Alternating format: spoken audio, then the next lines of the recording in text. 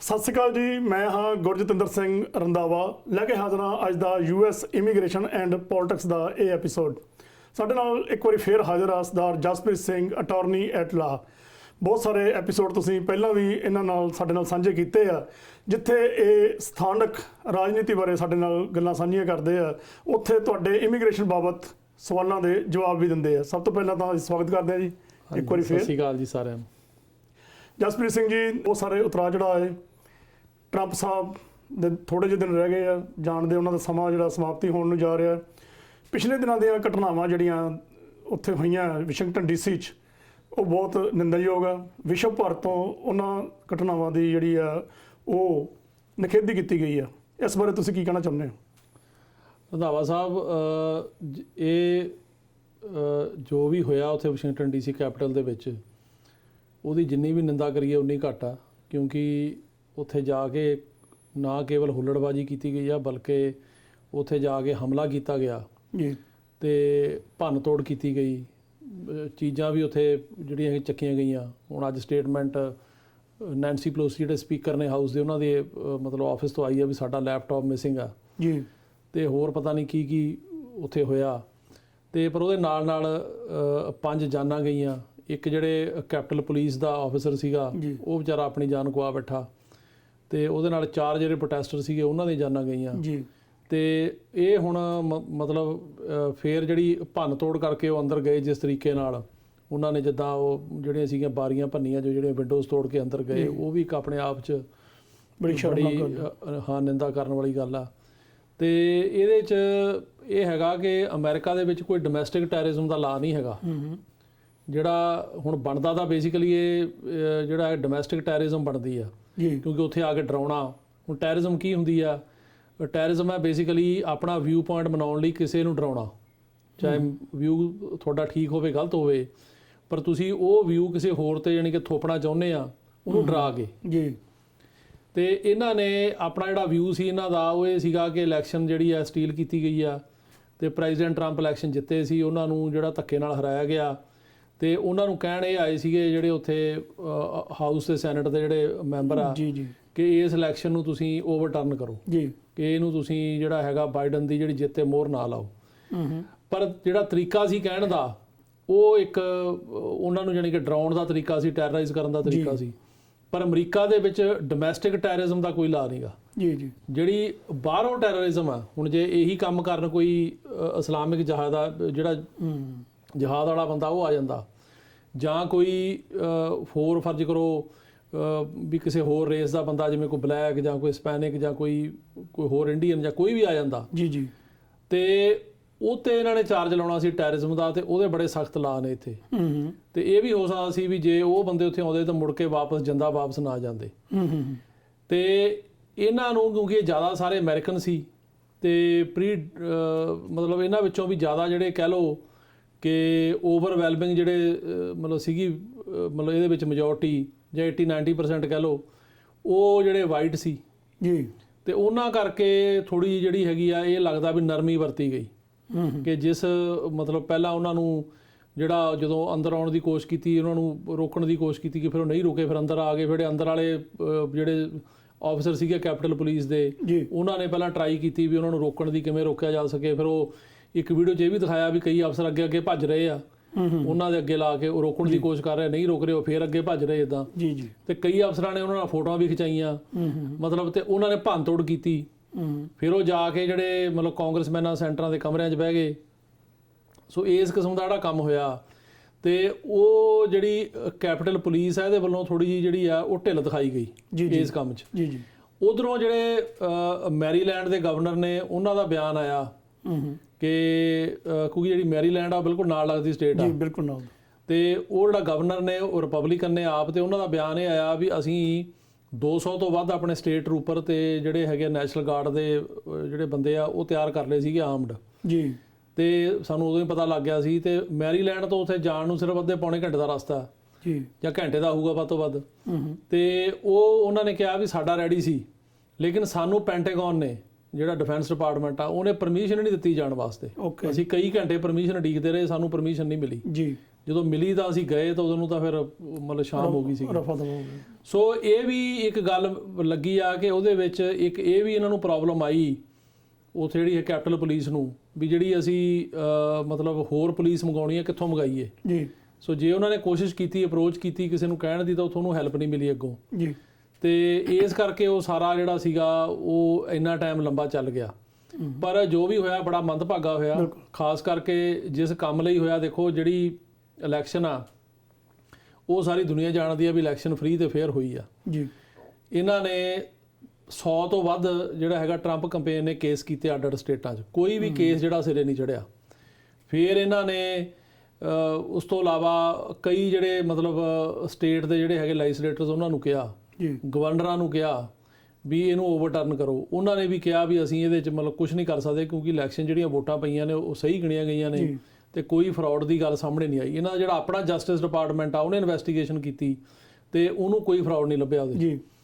ਸੋ ਜਦੋਂ ਕਿਸੇ ਕੋਰਟ ਦੇ ਵਿੱਚ ਕੁਝ ਨਹੀਂ ਸਾਬਤ ਹੋਇਆ, ਈਵਨ US ਸੁਪਰੀਮ ਕੋਰਟ ਤੱਕ ਗਏ ਇਹ, ਉਹਨੇ ਵੀ ਕਿਹਾ ਵੀ ਇਹ ਜਿਹੜਾ ਹੈਗਾ ਵੀ ਨਹੀਂ ਬਣਦਾ ਕੋਈ ਫਰਾਡ। ਤੇ ਲੋਕਾਂ ਨੇ ਵੋਟਾਂ ਪਾਈਆਂ ਤੇ ਲੋਕਾਂ ਨੇ ਵੋਟਾਂ ਟਰੰਪ ਸਾਹਿਬ ਨੂੰ ਉਹਨਾਂ ਸਟੇਟਾਂ ਵਿੱਚ ਨਹੀਂ ਪਾਈਆਂ। ਠੀਕ। ਇਹਨਾਂ ਸਟੇਟਾਂ ਵਿੱਚੋਂ ਹੀ ਪ੍ਰੈਜ਼ੀਡੈਂਟ ਟਰੰਪ ਲਾਸਟ ਟਾਈਮ ਜਿੱਤੇ ਸੀ। ਉਦੋਂ ਤਾਂ ਇਹਨਾਂ ਨੇ ਕਿਹਾ ਨਹੀਂ ਵੀ ਵੋਟਾਂ ਗਲਤ ਪਈਆਂ, ਤੇ ਨਾ ਹੀ ਉਦੋਂ ਦੂਜੇ ਪਾਸੇ ਹਿਲਰੀ ਸੀਗੀ, ਉਹਨਾਂ ਨੇ ਕਿਹਾ ਵੀ ਮੈਂ ਪਤਾ ਨਹੀਂ ਕਿਉਂ ਹਾਰ ਗਈ, ਹਾਰਨਾ ਨਹੀਂ ਸੀ ਚਾਹੀਦਾ। ਤੇ ਹਾਲਾਂਕਿ ਮੀਡੀਆ ਉਸ ਟਾਈਮ ਤੇ ਹਿਲਰੀ ਨੂੰ ਜਿਹੜਾ ਹੈਗਾ ਪ੍ਰੋਜੈਕਟ ਕਰ ਰਿਹਾ ਸੀ ਜਿੱਤਣ ਲਈ। ਇੱਕ ਦਿਨ ਪਹਿਲਾਂ ਤੱਕ ਵੀ ਮੀਡੀਆ ਕਹਿ ਰਿਹਾ ਸੀ ਵੀ ਹਿਲਰੀ ਬਣੇਗੀ। ਬਿਲਕੁਲ। ਤੇ ਇਹ ਗੱਲ ਤਾਂ ਉਦੋਂ ਹਿਲਰੀ ਵੀ ਕਹਿ ਸਕਦੇ ਸੀਗੇ ਕਿ ਵੀ ਜੀ ਮੈਨੂੰ ਤਾਂ ਸਾਰਾ ਮੀਡੀਆ ਕਹਿ ਰਿਹਾ ਸੀ ਮੈਂ ਬਣੀ ਪਈ, ਮੈਂ ਕਿੱਦਾਂ ਹਾਰ ਗਈ, ਤਾਂ ਮਤਲਬ ਹੇਰਾਫੇਰੀ ਹੋਈ ਆ। ਉਦੋਂ ਇਹਨਾਂ ਨੂੰ ਵੋਟਾਂ ਪਈਆਂ, ਜਿੱਤ ਗਏ, ਉਦੋਂ ਇਹਨਾਂ ਨੇ ਕਿਹਾ ਬਹੁਤ ਵਧੀਆ ਵੀ ਇਹ ਸਾਰਾ ਸਿਸਟਮ ਠੀਕ ਆ। ਹੁਣ ਇਹਨਾਂ ਨੂੰ ਨਹੀਂ ਪਈਆਂ ਤਾਂ ਇਹ ਕਹਿਣ ਲੱਗ ਗਏ ਵੀ ਸਿਸਟਮ ਹੀ ਗਲਤ ਆ। ਤੇ ਇਹਦੇ 'ਚ ਜਿਹੜੀ ਹੈਗੀ ਆ ਪਤਾ ਨਹੀਂ ਕਿੱਥੋਂ ਲੋਕਾਂ ਨੇ ਫੇਕ ਵੋਟਾਂ ਪਾਤੀਆਂ। ਹਾਲਾਂਕਿ ਕਈ ਸਟੇਟਾਂ 'ਚ ਤਾਂ ਬਾਰ-ਬਾਰ ਗਿਣਤੀ ਹੋਈ ਹੈ। ਜਾਰਜੀਆ ਦੇ ਵਿੱਚ ਮੇਰੇ ਖਿਆਲ 3 ਵਾਰੀ ਗਿਣਤੀ ਹੋਈ ਆ। ਐਰੀਜ਼ੋਨਾ 'ਚ ਰੀਕਾਊਂਟਿੰਗ ਹੋਈ ਆ। ਵਿਸਕੌਨਸਿਨ ਦੀਆਂ ਕਈ ਕਾਊਂਟੀਆਂ 'ਚ ਰੀਕਾਊਂਟਿੰਗ ਹੋਈ ਆ। ਸੋ ਇੰਨੀ ਵਾਰੀ ਰੀਕਾਊਂਟਿੰਗ ਕਰਕੇ ਵੀ ਕੁਝ ਨਹੀਂ ਮਿਲਿਆ। ਉੱਤੋਂ ਤੁਸੀਂ ਇਹ ਦੇਖੋ ਕਿ ਜਿਹੜੀ ਜਾਰਜੀਆ ਸਟੇਟ ਨੂੰ ਉਹ ਕਹਿ ਰਹੇ ਆ ਵੀ ਮੇਰੇ ਨਾਲ ਹੇਰਾਫੇਰੀ ਹੋਈ ਆ, ਉਹਦਾ ਜਿਹੜਾ ਗਵਰਨਰ ਆ ਉਹਨੇ ਮੇਰੀ ਹੈਲਪ ਨਹੀਂ ਕੀਤੀ, ਸੈਕਟਰੀ ਆਫ ਸਟੇਟ, ਹਾਲਾਂਕਿ ਉਹ ਦੋਨੇ ਰਿਪਬਲਿਕਨ ਨੇ ਆਪ, ਉਹ ਸਟੇਟ ਇੱਕ ਰਿਪਬਲਿਕਨ ਸਟੇਟ ਆ, ਤੇ ਉਹ ਕਹਿ ਰਹੇ ਆ ਵੀ ਉਹਨਾਂ ਨੇ ਮੇਰੀ ਕੋਈ ਹੈਲਪ ਨਹੀਂ ਕੀਤੀ।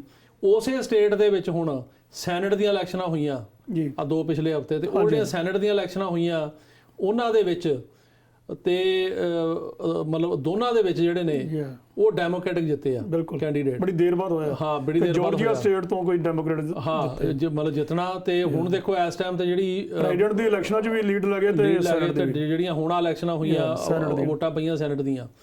ਹੁਣ ਜੇ ਜਿਹੜੀ ਮਤਲਬ ਪ੍ਰੈਜ਼ੀਡੈਂਟ ਦੀ ਇਲੈਕਸ਼ਨ ਦੇ ਵਿੱਚ ਵੋਟਾਂ ਗਲਤ ਪਈਆਂ ਤਾਂ ਕੀ ਜਿਹੜੀ ਸੈਨੇਟ ਦੇ ਵਿੱਚ ਵੀ ਗਲਤ ਪੈ ਗਈਆਂ ਵੋਟਾਂ, ਕਿਉਂਕਿ ਉਹਨਾਂ ਬੰਦਿਆਂ ਨੇ ਪਾਈਆਂ, ਬਲਕਿ ਸੈਨੇਟ ਦੇ ਵਿੱਚ ਵੋਟਾਂ ਜ਼ਿਆਦਾ ਪਈਆਂ। ਮਤਲਬ ਸੈਨੇਟ ਦੇ ਜਿਹੜੇ ਕੈਂਡੀਡੇਟ ਨੇ ਦੋਨੇ ਉਹ ਬਾਈਡਨ ਨਾਲੋਂ ਜ਼ਿਆਦਾ ਵੋਟਾਂ ਨਾਲ ਜਿੱਤੇ ਆ। ਸੋ ਅੱਛਾ, ਹੈਰਾਨੀ ਦੀ ਗੱਲ ਤਾਂ ਇਹ ਦੇਖੋ ਕਿ ਪ੍ਰੈਜ਼ੀਡੈਂਟ ਟਰੰਪ ਨੇ ਜਿਹੜੀਆਂ ਸੈਨੇਟ ਦੀਆਂ ਇਲੈਕਸ਼ਨਾਂ ਉਹ ਤੋਂ ਬਾਅਦ ਵੀ ਟਵੀਟ ਕਰਕੇ ਕਿਹਾ ਵੀ ਇਹ ਜਿਹੜੀ ਹੈਗੀ ਆ ਫੇਕ ਵੋਟਿੰਗ ਹੋਈ ਆ। ਮਤਲਬ ਉਹ ਕਹਿੰਦੇ ਵੀ ਸੈਨੇਟ 'ਚ ਵੀ ਵੋਟਿੰਗ ਗਲਤ ਹੋਈ ਆ। ਇਹਦਾ ਮਤਲਬ ਆ ਵੀ ਜੇ ਕੋਈ ਰਿਪਬਲਿਕਨ ਜਿੱਤ ਜਾਵੇ ਤਾਂ ਵੋਟਿੰਗ ਠੀਕ ਆ, ਜੇ ਕੋਈ ਡੈਮੋਕ੍ਰੈਟ ਜਿੱਤੇ ਤਾਂ ਜਿਹੜੀ ਹੈਗੀ ਵੋਟਿੰਗ ਗਲਤ ਆ, ਉਹ ਫੇਕ ਆ। ਸੋ ਇਦਾਂ ਨਹੀਂ ਨਾ ਹੁੰਦਾ ਸਟੈਂਡਰਡ। ਇਹ ਤਾਂ ਮਤਲਬ ਟੋਟਲੀ ਗੱਲ ਜਿਹੜੀ ਹੈਗੀ ਗਲਤ ਆ। ਤੁਸੀਂ ਹੁਣ ਟਵੀਟ ਦੀ ਗੱਲ ਕੀਤੀ ਵੀ ਟਵੀਟ ਕੀਤਾ ਟਰੰਪ ਸਾਹਿਬ ਨੇ ਹੋਰ ਵੀ ਬੜੇ ਟਵੀਟ ਕੀਤੇ ਆ, ਤੇ ਉਹ ਇਸ ਗੱਲ ਤੋਂ ਮੰਨੇ ਗਏ ਆ ਕਿ ਉਹਨਾਂ ਨੇ ਟਵੀਟ ਕਰਕੇ ਲੋਕਾਂ ਨੂੰ ਆਪ ਇਕੱਠਿਆ ਕੀਤਾ ਤੇ ਉਹਨਾਂ ਨੇ ਹੀ ਭੜਕਾਇਆ। ਯਾਨੀ ਇਹ ਸੁਣਨ 'ਚ ਆਇਆ, ਪੱਕਾ ਤਾਂ ਨਹੀਂ ਕਹਿ ਸਕਦੇ। ਤੇ ਹੁਣ ਜਿਹੜਾ ਹੈਗਾ ਜਿਹੜੇ ਸੋਸ਼ਲ ਮੀਡੀਆ ਵਾਲਿਆਂ ਨੇ ਟਵਿੱਟਰ ਵੀ ਜਿਹੜਾ ਉਹਨਾਂ ਦਾ ਅਕਾਊਂਟ ਆ ਉਹ ਵੀ ਬੈਨ ਕਰ ਦਿੱਤਾ ਤੇ ਫੇਸਬੁੱਕ ਵੀ ਜਿਹੜਾ ਬੈਨ ਕਰ ਦਿੱਤਾ ਗਿਆ। ਹਾਂਜੀ, ਉਹਨਾਂ ਨੇ ਇਹਨਾਂ ਦੇ ਜਿਹੜੇ ਅਕਾਊਂਟ ਹੈਗੇ ਆ ਉਹ ਪਰਮਾਨੈਂਟਲੀ ਸਸਪੈਂਡ ਕਰਤੇ ਆ। ਬਲੇ ਕੱਲ ਇਹਨਾਂ ਦੇ ਹੀ ਨਹੀਂ ਕੀਤੇ, ਜਿਹੜੇ ਦੂਜੇ ਗਰੁੱਪਸ ਨੇ ਜਿਹੜੇ ਇੱਥੇ ਕਈ ਹੁਣ ਜਿਹੜੇ ਹੈਗੇ ਆ ਪ੍ਰੋ ਟਰੰਪ ਗਰੁੱਪਸ ਹੈਗੇ ਆ, ਉਹਨਾਂ ਦੇ ਵੀ ਕੀਤੇ ਆ ਬੰਦ। ਉਹਨਾਂ ਨੇ ਜਿਹੜੀਆਂ ਮਤਲਬ YouTube ਜਿਹੜੀਆਂ ਉਹਨਾਂ ਦੀਆਂ ਹੈਗੇ ਚੈਨਲ ਜਾਂ ਵੀਡੀਓ ਉਹ ਵੀ ਬੰਦ ਕੀਤੀਆਂ ਨੇ, ਕਿਉਂਕਿ ਉਹ ਨਹੀਂ ਚਾਹੁੰਦੇ ਕਿ ਹੇਟ ਫਲਾਈ ਜਾਵੇ। ਕਿਉਂਕਿ ਲੋਕਾਂ ਦੇ ਵਿੱਚ ਇਹ ਪ੍ਰਚਾਰ ਕਰ ਰਹੇ ਨੇ ਕਿ ਇਲੈਕਸ਼ਨ ਬਿਲਕੁਲ ਗਲਤ ਹੋਈ ਆ, ਵੋਟਾਂ ਜਾਲੀ ਪਈਆਂ ਨੇ, ਤੇ ਇਹ ਜਿਹੜੇ ਹੈਗੇ ਟਰੰਪ ਨੂੰ ਹਾਰਨਾ ਨਹੀਂ ਸੀ ਚਾਹੀਦਾ, ਹਰਾਇਆ ਗਿਆ। ਤੇ ਜਿਹੜਾ ਮੀਡੀਆ ਸਾਰਾ ਹੀ ਝੂਠਾ ਤੇ ਇਹ ਸਾਰਾ ਹੀ ਗਲਤ ਹੋਇਆ। ਜਦੋਂ ਕਿ ਜਿਹੜੀ ਕਿ ਜਿੰਨੇ ਲਾਅ ਮੇਕਰ ਨੇ ਇੱਥੇ, ਜਿੰਨੀਆਂ ਕੋਰਟਾਂ ਨੇ, ਜਿੰਨੇ ਇਲੈਕਸ਼ਨ ਕੰਡਕਟ ਕਰਨ ਵਾਲੇ ਨੇ, ਉਹ ਸਾਰੇ ਕਹਿ ਰਹੇ ਆ ਵੀ ਕੋਈ ਫਰਾਡ ਨਹੀਂ ਹੋਇਆ ਇਲੈਕਸ਼ਨ 'ਚ। ਤੇ ਇਹਨਾਂ ਵਿੱਚ ਜ਼ਿਆਦਾਤਰ ਸਟੇਟਾਂ ਜਿਹੜੀਆਂ ਨੇ ਉਹ ਨੇ ਜਿਨ੍ਹਾਂ ਵਿੱਚ ਜਾਂ ਤਾਂ ਰਿਪਬਲਿਕਨ ਗਵਰਨਰ ਆ ਜਾਂ ਰਿਪਬਲਿਕਨ ਜਿਹੜੀ ਹੈਗੀ ਲੈਜਿਸਲੇਚਰ ਆ। ਪੈਨਸਿਲਵੇਨੀਆ ਸਟੇਟ ਦੇ ਵਿੱਚ ਚਾਹੇ ਜਿਹੜਾ ਗਵਰਨਰ ਹੈਗਾ ਡੈਮੋਕ੍ਰੈਟਿਕ ਆ, ਪਰ ਜਿਹੜਾ ਉੱਥੇ ਹਾਊਸ ਹੈ, ਜਿਹੜੀ ਉੱਥੋਂ ਦੀ ਲੈਜਿਸਲੇਚਰ ਹੈ, ਉਹ ਰਿਪਬਲਿਕਨ ਕੰਟਰੋਲਡ ਆ ਜੀ। ਤੇ ਕੀ ਇਹ ਪੋਸੀਬਲ ਹੋ ਸਕਦਾ ਵੀ ਰਿਪਬਲਿਕਨ ਕੰਟਰੋਲ ਹਾਊਸ ਹੋਵੇ ਤੇ ਉੱਥੇ ਜਾਲੀ ਵੋਟਾਂ ਪਈਆਂ ਹੋਣ? ਇਹ ਹੋ ਹੀ ਨਹੀਂ ਸਕਦਾ। ਬਿਲਕੁਲ। ਜਾਰਜੀਆ ਸਟੇਟ ਦੇ ਵਿੱਚ ਜਿਹੜਾ ਗਵਰਨਰ ਆ ਉਹ ਵੀ ਰਿਪਬਲਿਕਨ ਆ, ਜਿਹੜਾ ਸੈਕਟਰੀ ਆਫ ਸਟੇਟ ਆ ਉਹ ਵੀ ਰਿਪਬਲਿਕਨ ਆ, ਜਿਹੜਾ ਹਾਊਸ ਆ ਉਹ ਵੀ ਰਿਪਬਲਿਕਨ ਆ ਜੀ। ਐਰੀਜ਼ੋਨਾ ਦੇ ਵਿੱਚ ਵੀ ਇਸੇ ਤਰ੍ਹਾਂ ਹੀ ਆ ਵੀ ਜਿਹੜਾ ਗਵਰਨਰ ਰਿਪਬਲਿਕਨ ਆ ਜੀ। ਤੇ ਮਤਲਬ ਇਹਨਾਂ ਸਟੇਟਾਂ ਦੇ ਵਿੱਚ ਤੁਸੀਂ ਦੇਖੋ ਵੀ ਜਿੱਥੇ ਇੰਨੀ ਜ਼ਿਆਦਾ ਰਿਪਬਲਿਕਨ ਪਾਰਟੀ ਦਾ ਬੋਲਬਾਲਾ ਹੋਵੇ, ਉੱਥੇ ਵੋਟਾਂ ਗਲਤ ਕਿੱਦਾਂ ਪੈ ਸਕਦੀਆਂ? ਹੁਣ ਇਹ ਸਾਰਾ ਡਰਾਮਾ ਹੋ ਚੁੱਕਾ, ਅੱਗੇ 20 ਤਰੀਕ ਨੂੰ ਫੇਰ ਜਿਹੜਾ ਪੋਸੀਬਲ ਹੋ ਸਕਦਾ ਕਿ ਇਹ ਦੁਬਾਰਾ ਫੇਰ ਕੋਈ ਮੋਬ ਜਿਹੜੀ ਆ ਉਹ ਹਮਲਾ ਕਰੇ। ਉਹਦੇ ਲਈ ਜਿਹੜੇ ਸੁਰੱਖਿਆ ਦਸਤੇ ਉਹ ਪਹਿਲਾਂ ਤੋਂ ਅਲਰਟ ਹੋ ਗਏ ਆ। ਮੈਂ ਆਪ ਰਿਪੋਰਟਿੰਗ ਕੀਤੀ ਜਾ ਕੇ ਸੈਕਰਾਮੈਂਟੋ ਜਿਹੜਾ ਕੈਪੀਟਲ ਆ ਕੈਲੀਫੋਰਨੀਆ ਦੀ, ਉੱਥੇ ਵੀ ਕਾਫੀ ਜਿਹੜੀ ਤਾਦਾਦ ਵਿੱਚ ਜਿਹੜੇ ਸੁਰੱਖਿਆ ਦਸਤੇ ਆ ਉਹ ਵਧਾ ਦਿੱਤੇ ਗਏ ਆ। ਇਸੇ ਤਰੀਕੇ ਨਾਲ ਹੋਰ ਥਾਵਾਂ ਤੇ ਵੀ ਜਿਹੜੇ ਸੁਰੱਖਿਆ ਦਸਤੇ ਵਧਾ ਦਿੱਤੇ ਗਏ ਆ। 20 ਤਰੀਕ ਦੀਆਂ ਇਲੈਕਸ਼ਨਾਂ ਦੇ ਸੁਰੱਖਿਆ ਬਾਰੇ ਤੁਸੀਂ ਕੀ ਕਹਿਣਾ ਚਾਹੁੰਦੇ ਹੋ? 20 ਨੂੰ ਦੇਖੋ ਜਿਹੜਾ ਹੈਗਾ ਉਹ ਬਾਈਡਨ ਸਾਹਿਬ ਨੇ ਸਹੁੰ ਚੱਕਣੀ ਆ, ਉਹਨਾਂ ਨੇ ਪ੍ਰੈਜ਼ੀਡੈਂਟ ਇਲੈਕਟ ਤੋਂ ਅਮਰੀਕਾ ਦਾ ਪ੍ਰੈਜ਼ੀਡੈਂਟ ਬਣ ਜਾਣਾ ਤੇ ਉਹਨਾਂ ਦੀ ਜਿਹੜੀ ਜਿੱਤ ਹੈਗੀ ਆ, ਇਹਨੂੰ ਹੁਣ ਹਾਊਸ ਤੇ ਜਿਹੜਾ ਸੈਨੇਟ ਦਾ ਜਿਹੜਾ ਜੁਆਇੰਟ ਸੈਸ਼ਨ ਆ ਉਹਨੇ ਮੋਹਰ ਲਾਤੀ ਆ। ਤੇ ਵੱਡੀ ਗੱਲ ਇਹ ਹੋਈ ਆ ਕਿ ਜਿਹੜੀ ਰਿਪਬਲਿਕਨ ਪਾਰਟੀ ਦੀ ਲੀਡਰਸ਼ਿਪ ਆ, ਜਿਹਦੇ ਵਿੱਚ ਕਿ ਉਹਨਾਂ ਦੇ ਸੈਨੇਟ ਦੇ ਮੈਜੋਰਟੀ ਲੀਡਰ ਨੇ ਮਿਚ ਮਕੋਨਲ ਤੇ ਵਾਈਸ ਪ੍ਰੈਜ਼ੀਡੈਂਟ ਪੈਂਸ, ਜਿਹੜੇ ਹੋਰ ਲੀਡਰ ਨੇ ਉਹਨਾਂ ਦੇ, ਤੇ ਉਹਨਾਂ ਸਾਰਿਆਂ ਨੇ ਬਾਈਡਨ ਦੇ ਹੱਕ ਦੇ ਵਿੱਚ ਵੋਟ ਪਾਈ ਹੈ। ਜੀ। ਉਹਨਾਂ ਨੇ ਇਸ ਗੱਲ ਦੇ ਹੱਕ 'ਚ ਵੋਟ ਪਾਈ ਹੈ, ਫੇਵਰ 'ਚ ਪਾਈ ਹੈ ਕਿ ਇਲੈਕਸ਼ਨ ਬਿਲਕੁਲ ਠੀਕ ਹੋਈ ਆ ਤੇ ਬਾਈਡਨ ਦੀ ਜਿਹੜੀ ਜਿੱਤ ਹੈ ਬਿਲਕੁਲ ਲੀਗਲ ਆ, ਬਿਲਕੁਲ ਸਹੀ ਆ। ਸੋ ਇੱਥੇ ਰਿਪਬਲਿਕਨ ਜਿਹੜੀ ਪਾਰਟੀ ਆ ਉਹਦੇ ਵਿੱਚ ਵੀ ਇੱਕ ਬਹੁਤ ਵੱਡਾ ਦਫਾੜ ਆ ਗਿਆ। ਉਹ ਪਾਰਟੀ ਦੋ ਧਿਰਾਂ ਦੇ ਵਿੱਚ ਵੰਡੀ ਗਈ ਆ। ਇੱਕ ਧਿਰ ਜਿਹੜੀ ਆ ਜਿਹੜੀ ਕਿ ਵਿੱਚ ਜ਼ਿਆਦਾ ਲੋਕ ਨੇ, ਜਿਹਦੇ ਵਿੱਚ ਕਿ ਜ਼ਿਆਦਾ ਚੁਣੇ ਹੋਏ ਨੁਮਾਇੰਦੇ ਨੇ, ਉਹ ਇਹ ਕਹਿ ਰਹੇ ਨੇ ਕਿ ਇਹ ਇਲੈਕਸ਼ਨ ਠੀਕ ਆ ਤੇ ਸਾਨੂੰ ਜਿਹੜੀ ਡੈਮੋਕ੍ਰੇਸੀ ਉਹ 'ਚ ਵਿਸ਼ਵਾਸ ਰੱਖਣਾ ਚਾਹੀਦਾ। ਅਸੀਂ ਜਿਹੜਾ ਡੈਮੋਕ੍ਰੈਟਿਕ ਪ੍ਰੋਸੈਸ ਆ ਇਹਨੂੰ ਜਿਹੜਾ ਬਰਬਾਦ ਨਹੀਂ ਕਰ ਸਕਦੇ, ਇਹਦੇ ਖਿਲਾਫ ਨਹੀਂ ਬੋਲ ਸਕਦੇ, ਇਹ ਨਹੀਂ ਕਹਿ ਸਕਦੇ ਵੀ ਇਹ ਜਿਹੜਾ ਪ੍ਰੋਸੈਸ ਹੀ ਗਲਤ ਆ। ਜਿਹੜੀ ਦੂਜੀ ਧਿਰ ਆ ਜਿਹੜੀ ਕਿ ਇਸ ਟਾਈਮ ਤੇ ਮਿਨੋਰਟੀ 'ਚ ਆ, ਉਹ ਇਹ ਕਹਿ ਰਹੀ ਆ ਕਿ ਨਹੀਂ ਵੀ ਇਹ ਵੋਟਾਂ ਗਲਤ ਪਈਆਂ ਨੇ, ਇਲੈਕਸ਼ਨ ਜਿਹੜੀ ਹੈਗੀ ਫੇਕ ਆ ਤੇ ਇਹਦੇ 'ਚ ਮਤਲਬ ਟਰੰਪ ਜਿਹੜੇ ਹੈਗੇ ਜਿੱਤ ਗਏ ਸੀ ਤੇ ਉਹਨਾਂ ਨੂੰ ਬੜੀ ਸਾਜ਼ਿਸ਼ ਦੇ ਨਾਲ ਜਾਲੀ ਵੋਟਾਂ ਪਾ ਕੇ ਹਰਾਇਆ ਗਿਆ। ਮੂੰਹ ਪੁੱਛਣਾ ਚਾਹੁੰਦਾ ਸਿਕਿਉਰਿਟੀ ਬਾਰੇ ਤੁਹਾਡਾ ਕੀ ਖਿਆਲ ਹੈ? ਕੋਈ ਸੰਭਾਵਨਾ ਹੈ ਪਹਿਲਾਂ ਵਰਗੀ ਕੋਈ ਵਾਰਦਾਤ ਦੁਬਾਰਾ ਵੀ ਹੋ ਸਕਦੀ ਕੋਈ? ਦੇਖੋ ਸਿਕਿਉਰਿਟੀ ਤਾਂ ਇਹਨਾਂ ਨੂੰ ਉਦੋਂ ਹੀ ਜ਼ਿਆਦਾ ਕਰਨੀ ਚਾਹੀਦੀ ਸੀ ਜਦੋਂ ਇਹਨਾਂ ਨੇ ਇਲੈਕਟੋਰਲ ਕਾਲਜ ਦੀਆਂ ਵੋਟਾਂ 6 ਤਰੀਕ ਨੂੰ ਰੈਕਟੀਫਾਈ ਕਰਨੀਆਂ ਸੀ। ਉਦੋਂ ਇਹਨਾਂ ਨੇ ਗਲਤੀ ਕੀਤੀ, ਸਿਕਿਉਰਿਟੀ ਵਧਾਈ ਨਹੀਂ। ਜੇ ਉਦੋਂ ਸਿਕਿਉਰਿਟੀ ਜ਼ਿਆਦਾ ਹੁੰਦੀ ਤਾਂ ਇਹੋ ਜਿਹੀ ਘਟਨਾ ਹੋਣੀ ਨਹੀਂ ਸੀ। ਉਹ ਦੇਖਦੇ ਹੋਏ ਇਹਨਾਂ ਨੇ ਹੁਣ ਇਹ ਮਤਲਬ ਸਾਰੀਆਂ ਜਿਹੜੀਆਂ ਲਾਅ ਐਨਫੋਰਸਮੈਂਟ ਏਜੰਸੀਜ਼ ਮਹਿਸੂਸ ਕਰ ਰਹੀਆਂ ਨੇ ਵੀ ਹੋ ਸਕਦਾ 20 ਤਰੀਕ ਨੂੰ ਵੀ ਇਹੋ ਜਿਹਾ ਕੁਝ ਹੋਵੇ ਤੇ ਇਸ ਕਰਕੇ ਉਹ ਕੋਈ ਚਾਂਸ ਨਹੀਂ ਲੈਣਾ ਚਾਹੁੰਦੀਆਂ। ਹੁਣ 20 ਨੂੰ ਵੀ ਪਤਾ ਲੱਗਾ ਜੀ ਹਜ਼ਾਰਾਂ ਦੀ ਗਿਣਤੀ ਵਿੱਚ ਜਿਹੜੇ ਸੁਰੱਖਿਆ ਦਸਤੇ ਆ ਉਹ ਵਾਸ਼ਿੰਗਟਨ ਡੀਸੀ ਪਹੁੰਚ ਚੁੱਕੇ ਆ ਤੇ ਥਾਂ ਥਾਂ ਤੇ ਉਹਨਾਂ ਨੇ ਬੈਰੀਕੇਡ ਜਿਹੜੇ ਉਹ ਲਾਏ ਆ। ਹਾਂ 20 ਤਰੀਕ ਨੂੰ ਵੀ ਮੇਰਾ ਖਿਆਲ ਆ ਬਹੁਤ ਜ਼ਿਆਦਾ ਸੁਰੱਖਿਆ ਹੋਏਗੀ, ਹੋਣੀ ਵੀ ਚਾਹੀਦੀ ਆ ਕਿਉਂਕਿ ਆਰਮੀ ਪਤਾ ਲੱਗਿਆ ਕਿ ਉੱਥੇ ਸੱਦੀ। ਹਾਂ ਹੋਣੀ ਵੀ ਚਾਹੀਦੀ ਆ ਕਿਉਂਕਿ ਇਹੋ ਜਿਹਾ ਕੁਝ ਜਿਹੜਾ ਹੁਣ ਹੋਇਆ ਇਹ ਜਿਹੜਾ ਦੁਬਾਰਾ ਫੇਰ ਰਿਪੀਟ ਨਾ ਹੋਵੇ, ਉਹਦੇ ਕਰਕੇ ਸੁਰੱਖਿਆ ਜ਼ਿਆਦਾ ਹੋਣੀ ਚਾਹੀਦੀ ਆ। ਜਿਵੇਂ ਤੁਸੀਂ ਦੱਸਿਆ ਹੀ ਆ ਕਿ ਜਿਹੜੇ ਸਟੇਟ ਕੈਪੀਟਲਸ ਨੇ ਉਹਨਾਂ ਦੇ ਉੱਤੇ ਵੀ ਸਾਰੀਆਂ ਥਾਵਾਂ ਤੇ ਸੁਰੱਖਿਆ, ਹੁਣ ਇਹ ਵੀ ਡਰ ਆ ਵੀ ਕਿਤੇ ਲੋਕ ਆਪੋ ਆਪਣੇ ਸਟੇਟ ਕੈਪੀਟਲ ਦੇ ਦੁਆਲੇ ਨਾ ਹੋ ਜਾਣ। ਸੋ ਇਸ ਕਰਕੇ ਕਿਉਂਕਿ ਦੇਖੋ ਰੰਧਾਵਾ ਸਾਹਿਬ ਹੈਰਾਨੀ ਦੀ ਗੱਲ ਇਹ ਆ ਵੀ ਜਿਹੜੇ ਇਹ ਸਟੇਟ ਕੈਪੀਟਲ ਨੇ ਜਾਂ US ਕੈਪੀਟਲ ਆ, ਇਹ ਜਾਣੀ ਕਿ ਡੈਮੋਕ੍ਰੇਸੀ ਦੇ ਥੰਮ ਨੇ। ਜੇ ਆਪਾਂ ਕਹਿ ਲਈਏ ਡੈਮੋਕ੍ਰੇਸੀ ਦੇ ਮੰਦਰ ਨੇ ਇਹ। ਡੈਮੋਕ੍ਰੇਸੀ ਵਾਸਤੇ ਜੇ ਕੋਈ ਸਭ ਤੋਂ ਜਿਹੜੀ ਰਿਸਪੈਕਟੇਬਲ ਜਾਂ ਪਵਿੱਤਰ ਜਗ੍ਹਾ ਉਹ ਸਟੇਟ ਦਾ ਕੈਪੀਟਲ ਆ ਜਾਂ ਸਟੇਟ ਦਾ ਹਾਊਸ ਹੈ ਜਾਂ US ਕੈਪੀਟਲ ਆ, ਜਿੱਥੇ ਕਿ ਲੋਕਾਂ ਦੇ ਚੁਣੇ ਹੋਏ ਨੁਮਾਇੰਦੇ ਮੀਟਿੰਗ ਕਰਕੇ ਲੋਕਾਂ ਦੇ ਭਲੇ ਦੇ ਲਾਅ ਬਣਾਉਂਦੇ ਆ। ਉਸ ਥਾਂ ਤੇ ਹਮਲਾ ਕਰਨਾ, ਉਹਦੀ ਵਿਰੋਧਤਾ ਕਰਨੀ, ਇਸ ਤੋਂ ਵੱਡਾ ਡੈਮੋਕ੍ਰੇਸੀ ਦੇ ਉੱਤੇ ਹਮਲਾ ਹੋਰ ਕੀ ਹੋ ਸਕਦਾ? ਠੀਕ ਗੱਲ। ਮਤਲਬ ਇਹ ਤੁਸੀਂ ਥਾਂ ਦੇਖੋ ਪਹਿਲਾਂ ਵੀ ਕਿਹੜੀ ਜਗ੍ਹਾ ਤੇ ਹਮਲਾ ਹੋ ਰਿਹਾ। ਮਤਲਬ ਜਿਹੜਾ ਇੱਕ ਇੰਨੀਆਂ ਕੁਰਬਾਨੀਆਂ ਦੇ ਕੇ ਜਿਹੜਾ ਹੈਗਾ ਉਹ ਵੋਟਾਂ ਪਾਉਣ ਦਾ ਰਾਈਟ ਮਿਲਿਆ ਤੇ ਉਸ ਰਾਈਟ ਦੇ ਤਹਿਤ ਲੋਕ ਵੋਟ ਪਾਉਂਦੇ ਆ। ਹੁਣ ਤੁਹਾਡੇ ਸਾਹਮਣੇ ਲੋਕਾਂ ਨੇ ਪੀਸਫੁਲ ਰੈਵੋਲੂਸ਼ਨ ਲਿਆਂਦਾ ਕਿ ਟਰੰਪ ਨੂੰ ਹਰਾਇਆ ਤੇ ਬਾਈਡਨ ਨੂੰ ਜਿਤਾਇਆ। ਉਧਰੋਂ ਜਾਰਜੀਆ ਦੇ ਵਿੱਚ ਦੇਖੋ 2 ਸੈਂਟਰ ਜਿਤਾ ਕੇ ਹੁਣ ਇਸ ਟਾਈਮ ਤੇ ਉਹਦਾ ਰਿਜ਼ਲਟ ਇਹ ਹੋਇਆ ਕਿ ਡੈਮੋਕ੍ਰੈਟਿਕ ਪਾਰਟੀ ਦੀ ਸੈਨੇਟ ਦੇ ਵਿੱਚ ਹੁਣ ਮੈਜੋਰਟੀ ਹੋ ਜਾਣੀ ਆ। ਜਿਵੇਂ ਆਪਾਂ ਲਾਸਟ ਪ੍ਰੋਗਰਾਮ 'ਚ ਗੱਲ ਕਰ ਰਹੇ ਸੀ, ਉਦੋਂ ਆਪਾਂ ਇਸ ਇਲੈਕਸ਼ਨ ਬਾਰੇ ਗੱਲ ਕੀਤੀ ਸੀ। ਜੀ ਬਿਲਕੁਲ। ਤੇ ਉਹ ਗੱਲ ਜਿਹੜੀ ਹੈਗੀ ਆ ਉਹ ਹੁਣ ਮਤਲਬ ਬਿਲਕੁਲ ਸੱਚ ਹੋ ਗਈ ਹੈ ਕਿ ਸਾਨੂੰ ਲੱਗਦਾ ਸੀ ਵੀ ਜੇ ਕਿਤੇ ਡੈਮੋਕ੍ਰੈਟਿਕ ਪਾਰਟੀ ਦੇ ਬੰਦੇ ਜਿੱਤਦੇ ਆ ਤਾਂ ਸੈਨੇਟ 'ਚ ਮੈਜੋਰਟੀ ਹੋ ਸਕਦੀ ਹੈ। ਬਿਲਕੁਲ। ਤੇ ਜੇ ਨਹੀਂ ਜਿੱਤਦੇ ਤਾਂ ਫਿਰ ਜਿਹੜੀ ਹੈਗੀ ਮੈਜੋਰਟੀ ਰਹਿਣੀ ਸੀ ਰਿਪਬਲਿਕਨ ਪਾਰਟੀ ਕੋਲ। ਪਰ ਇਹ ਲੋਕਾਂ ਨੇ ਸੰਭਵ ਕਰਤਾ। ਸੋ ਜਿੱਥੇ ਡੈਮੋਕ੍ਰੇਸੀ ਆ ਉੱਥੇ ਲੋਕੀ ਜਿਹੜੇ ਨੇ ਆਪਣੇ ਵੋਟ ਦਾ ਅਧਿਕਾਰ ਕਰਕੇ ਉਹਨੂੰ ਯੂਜ਼ ਕਰਕੇ ਤੇ ਵੱਡੀਆਂ ਵੱਡੀਆਂ ਸਰਕਾਰਾਂ ਬਦਲ ਦਿੰਦੇ ਨੇ, ਵੱਡੇ ਵੱਡੇ ਲੀਡਰਾਂ ਨੂੰ ਜਿਹੜਾ ਹੈਗਾ ਉਹ ਆਪਣੇ ਘਰ ਭੇਜ ਦਿੰਦੇ ਆ, ਨਵੇਂ ਲੀਡਰ ਲੈ ਆਉਂਦੇ, ਜੋ ਕਿ ਆਪਣੇ ਸਾਹਮਣੇ ਅਮਰੀਕਾ ਵਿੱਚ ਹੋਇਆ। ਜੀ ਜੀ। ਸੋ ਇਸ ਜਿਹੜੀ ਡੈਮੋਕ੍ਰੇਸੀ ਆ ਇਹਦੇ ਉਲਟ ਜਾਣਾ, ਇਹਦੇ ਇੰਸਟੀਟਿਊਸ਼ਨਸ ਤੇ ਹਮਲਾ ਕਰਨਾ, ਇਹਦੀਆਂ ਸੰਸਥਾਵਾਂ ਨੂੰ ਮਾੜਾ ਕਹਿਣਾ, ਇਹ ਇਸ ਤੋਂ ਵੱਧ ਹੋਰ ਮਾੜੀ ਗੱਲ ਕੀ ਹੋ ਸਕਦੀ ਆ? ਇਹ ਬੜੀ ਮੰਦਭਾਗੀ ਗੱਲ ਆ ਜੋ ਕਿ ਨਹੀਂ ਹੋਣੀ ਚਾਹੀਦੀ। ਪਤਾ ਲੱਗਿਆ ਕਿ ਜਿਹੜੀ ਡੈਮੋਕ੍ਰੇਟ ਪਾਰਟੀ ਆ ਉਹ ਪ੍ਰੈਜ਼ੀਡੈਂਟ ਟਰੰਪ ਲਈ ਇੰਪੀਚਮੈਂਟ ਜਿਹੜੀ ਆ ਉਹ ਰੈਜ਼ੋਲੂਸ਼ਨ ਲੈ ਕੇ ਆ ਰਹੀ ਹੈ। ਕੀ ਸੱਚਾਈ ਉਹਦੇ ਬਾਰੇ? ਨਹੀਂ, ਇਹ ਇੰਪੀਚਮੈਂਟ ਕਰਨੀ ਬਣਦੀ ਵੀ ਆ, ਉਹ ਕਰਨਗੇ। ਉਹਨਾਂ ਨੇ ਦੇਖੋ ਪਹਿਲਾਂ ਤਾਂ ਇਹ ਆਪਸ਼ਨ ਦਿੱਤੀ ਸੀਗੀ ਕਿ ਇਹ ਜੋ ਕੁਝ ਵੀ ਕੈਪੀਟਲ ਤੇ ਹੋਇਆ ਉਸ ਦਿਨ ਜੀ, ਤੇ ਉਹ ਕਿਉਂਕਿ ਟਰੰਪ ਦੇ ਸਪੋਰਟਰ ਸੀ ਤੇ ਉਹਨਾਂ ਦੇ ਹੱਕ ਦੇ ਲਈ ਆਏ ਸੀ ਉੱਥੇ, ਉਹਨਾਂ ਦੇ ਆਪਣਾ ਸਪੋਰਟ ਦੇ ਵਿੱਚ, ਤੇ ਟਰੰਪ ਸਾਹਿਬ ਨੂੰ ਚਾਹੀਦਾ ਵੀ ਉਹ ਰਿਜ਼ਾਈਨ ਕਰਨ ਜਾਂ ਆਰਟੀਕਲ 25 ਜਿਹੜਾ ਹੈਗਾ ਉਹਨੂੰ ਇਨਵੋਕ ਕਰਕੇ ਵਾਈਸ ਪ੍ਰੈਜ਼ੀਡੈਂਟ ਜਿਹੜੇ ਆ ਉਹ ਡਿਕਲੇਅਰ ਕਰਨ ਵੀ ਅਨਫਿਟ ਨੇ ਆਫਿਸ ਲਈ। ਜਿਹੜਾ ਵਾਈਸ ਪ੍ਰੈਜ਼ੀਡੈਂਟ ਦਾ ਜਿਹੜੀ ਉਹਦੀ ਮਤਲਬ ਹੈਗੀ ਕੈਬਨਿਟ ਆ ਪ੍ਰੈਜ਼ੀਡੈਂਟ ਦੀ, ਉਹ ਆਰਟੀਕਲ 25 ਜਿਹੜਾ ਕਨਸਟੀਟਿਊਸ਼ਨ ਆ ਉਹਦੇ ਤਹਿਤ ਇਹ ਫੈਸਲਾ ਕਰ ਸਕਦੀ ਆ ਵੀ ਅਨਫਿਟ ਆ ਪ੍ਰੈਜ਼ੀਡੈਂਟ ਬਣਨ ਲਈ। ਜੀ, ਅਨਫਿਟ ਬੰਦਾ ਕਿਸੇ ਤੌਰ ਤੇ ਵੀ ਹੋ ਸਕਦਾ, ਫਿਜ਼ੀਕਲੀ ਵੀ ਹੋ ਸਕਦਾ, ਜੇ ਫਰਜ਼ ਕਰੋ ਉਹਨੂੰ ਕੋਈ ਵੱਡੀ ਬਿਮਾਰੀ ਹੋ ਜਾਵੇ ਜਾਂ ਕੋਈ ਆਪਰੇਸ਼ਨ ਹੋਵੇ ਇੱਦਾਂ ਬੜਾ ਸੀਰੀਅਸ, ਜਾਂ ਦਿਮਾਗੀ ਤੌਰ ਤੇ ਵੀ ਫਰਜ਼ ਕਰੋ ਹੋ ਸਕਦਾ ਵੀ ਜੇ ਉਹ ਆਪਣਾ ਜਿਹੜਾ ਹੈਗਾ ਮੈਂਟਲ ਉਹਦਾ ਜਿਹੜਾ ਲੈਵਲ ਆ ਜਾਂ ਰੀਜ਼ਨਿੰਗ ਆ ਜਿਹੜੀ ਉਹ ਸਹੀ ਨਹੀਂ ਰਹੀ। ਜੀ, ਸੋ ਉਹ ਉਹਨਾਂ ਨੇ ਕਿਹਾ ਵੀ ਤੁਸੀਂ ਉਹ ਕਰੋ ਤੇ ਇਹਨਾਂ ਨੂੰ ਹਟਾਓ, ਨਹੀਂ ਜਾਂ ਉਹ ਅਸਤੀਫਾ ਦੇਣ। ਦੋਨੇ ਗੱਲਾਂ ਨਹੀਂ ਹੋਈਆਂ।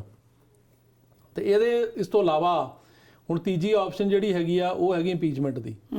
ਤੇ ਉਹ ਜਿਹੜਾ ਹਾਊਸ ਆ ਕਿਉਂਕਿ ਉਹਦੇ ਵਿੱਚ ਮੈਜੋਰਟੀ ਹੈਗੀ ਡੈਮੋਕ੍ਰੈਟਿਕ ਪਾਰਟੀ ਦੀ ਅੱਜ ਵੀ, ਤੇ ਉਹ ਇਹਦੇ ਵਿੱਚ ਇੰਪੀਚਮੈਂਟ ਦੇ ਆਰਟੀਕਲਸ ਉਹਨਾਂ ਨੇ ਤਿਆਰ ਕਰ ਲਿਆ ਤੇ ਉਹ ਮਤਲਬ ਇੰਪੀਚਮੈਂਟ ਕਰਨ ਵਾਸਤੇ ਜਿਹੜਾ ਪ੍ਰੋਸੈਸ ਆ ਮੇਰਾ ਖਿਆਲ ਕੱਲ ਤੋਂ ਮੰਡੇ ਤੋਂ ਸ਼ੁਰੂ ਹੋ ਜਾਏਗਾ।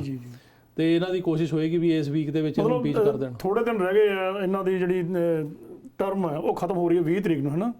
ਪਰ ਜਿਹੜੀ ਇੰਪੀਚਮੈਂਟ ਆ ਇਹ ਜਦੋਂ ਬਾਈਡਨ ਸਾਹਿਬ ਦੁਆਰਾ ਪ੍ਰੈਜ਼ੀਡੈਂਟ ਦੇ ਤੌਰ ਤੇ ਆ ਜਾਣਗੇ ਉਦੋਂ ਵੀ ਇੰਪੀਚਮੈਂਟ ਕੇਸ ਚੱਲਦਾ ਰਹੂਗਾ? ਨਹੀਂ, ਟੈਕਨੀਕਲੀ ਤਾਂ ਜਿਹੜਾ ਇੰਪੀਚਮੈਂਟ ਕੇਸ ਤਾਂ ਇਨ ਟਰਮ ਹੋਣਾ ਚਾਹੀਦਾ ਮੇਰੇ ਹਿਸਾਬ ਨਾਲ। ਹਾਂਜੀ, ਇੰਪੀਚਮੈਂਟ ਕੇਸ ਤਾਂ ਬੇਸਿਕਲੀ ਹੁੰਦਾ ਇੱਕ ਪ੍ਰੈਜ਼ੀਡੈਂਟ ਨੂੰ ਹਟਾਉਣ ਲਈ। ਜੀ, ਕਿ ਜਿਹੜਾ ਪ੍ਰੈਜ਼ੀਡੈਂਟ ਆ ਉਹਨੂੰ ਆਪਣੇ ਅਹੁਦੇ ਤੋਂ ਹਟਾਉਣ ਵਾਸਤੇ ਇੰਪੀਚਮੈਂਟ ਕੀਤੀ ਜਾਂਦੀ ਹੈ। ਪੋਸੀਬਲ ਹੈ ਕਿ 10 ਦਿਨਾਂ 'ਚ ਸਾਰਾ ਕੰਮ ਹੋ ਜਾਊ? ਨਹੀਂ, ਇਸ ਤਰ੍ਹਾਂ ਹੈਗਾ ਕਿ ਹਾਊਸ ਦੇ ਵਿੱਚ ਤਾਂ ਹੋ ਸਕਦਾ ਕਿਉਂਕਿ ਜਿੱਥੇ ਸ਼ੁਰੂ ਹੋਣਾ ਉਹ ਜੀ, ਪਰ ਜਦੋਂ ਇਹ ਜਾਣਾ ਸੈਨੇਟ 'ਚ ਤੇ ਸੈਨੇਟ ਦੇ ਵਿੱਚ ਇਹ ਹੁੰਦਾ ਵੀ ਜਿਹੜਾ ਅਮਰੀਕਾ ਦੀ ਸੁਪਰੀਮ ਕੋਰਟ ਦਾ ਚੀਫ ਜਸਟਿਸ ਆ ਉਹ ਪ੍ਰੈਜ਼ਾਈਡ ਕਰਦਾ ਜੀ ਜੀ ਮੀਟਿੰਗ ਨੂੰ। ਜਿਹੜੇ 50 ਦੇ ਮਤਲਬ 50 ਸੈਂਟਰ ਨੇ ਉਹ ਹੁੰਦੇ ਨੇ ਜੂਰਰਸ, ਉਹ ਜੂਰੀ ਦੇ ਤੌਰ ਤੇ, ਤੇ ਜਿਹੜੇ ਹਾਊਸ ਦੇ ਮੇਨ ਲੀਡਰ ਹੁੰਦੇ ਨੇ 12-13 ਉਹ ਹੁੰਦੇ ਨੇ ਪ੍ਰੋਸੀਕਿਊਟਰ, ਮਤਲਬ ਉਹ ਹੁੰਦੇ ਮੈਨੇਜਰ ਜਿਹੜੇ ਕਿ ਆਪਣਾ ਕੇਸ ਪ੍ਰੈਜ਼ੈਂਟ ਕਰਦੇ ਆ ਤੇ ਚੀਫ ਜਸਟਿਸ ਉਹਦਾ ਸੁਣਦਾ ਤੇ ਜਿਹੜੀ ਜੂਰੀ ਹੈਗੀ ਆ ਸੈਨੇਟ ਉਹ ਡਿਸਾਈਡ ਕਰਦੀ ਹੈ ਮੈਜੋਰਟੀ ਨਾਲ। ਜੀ ਜੀ।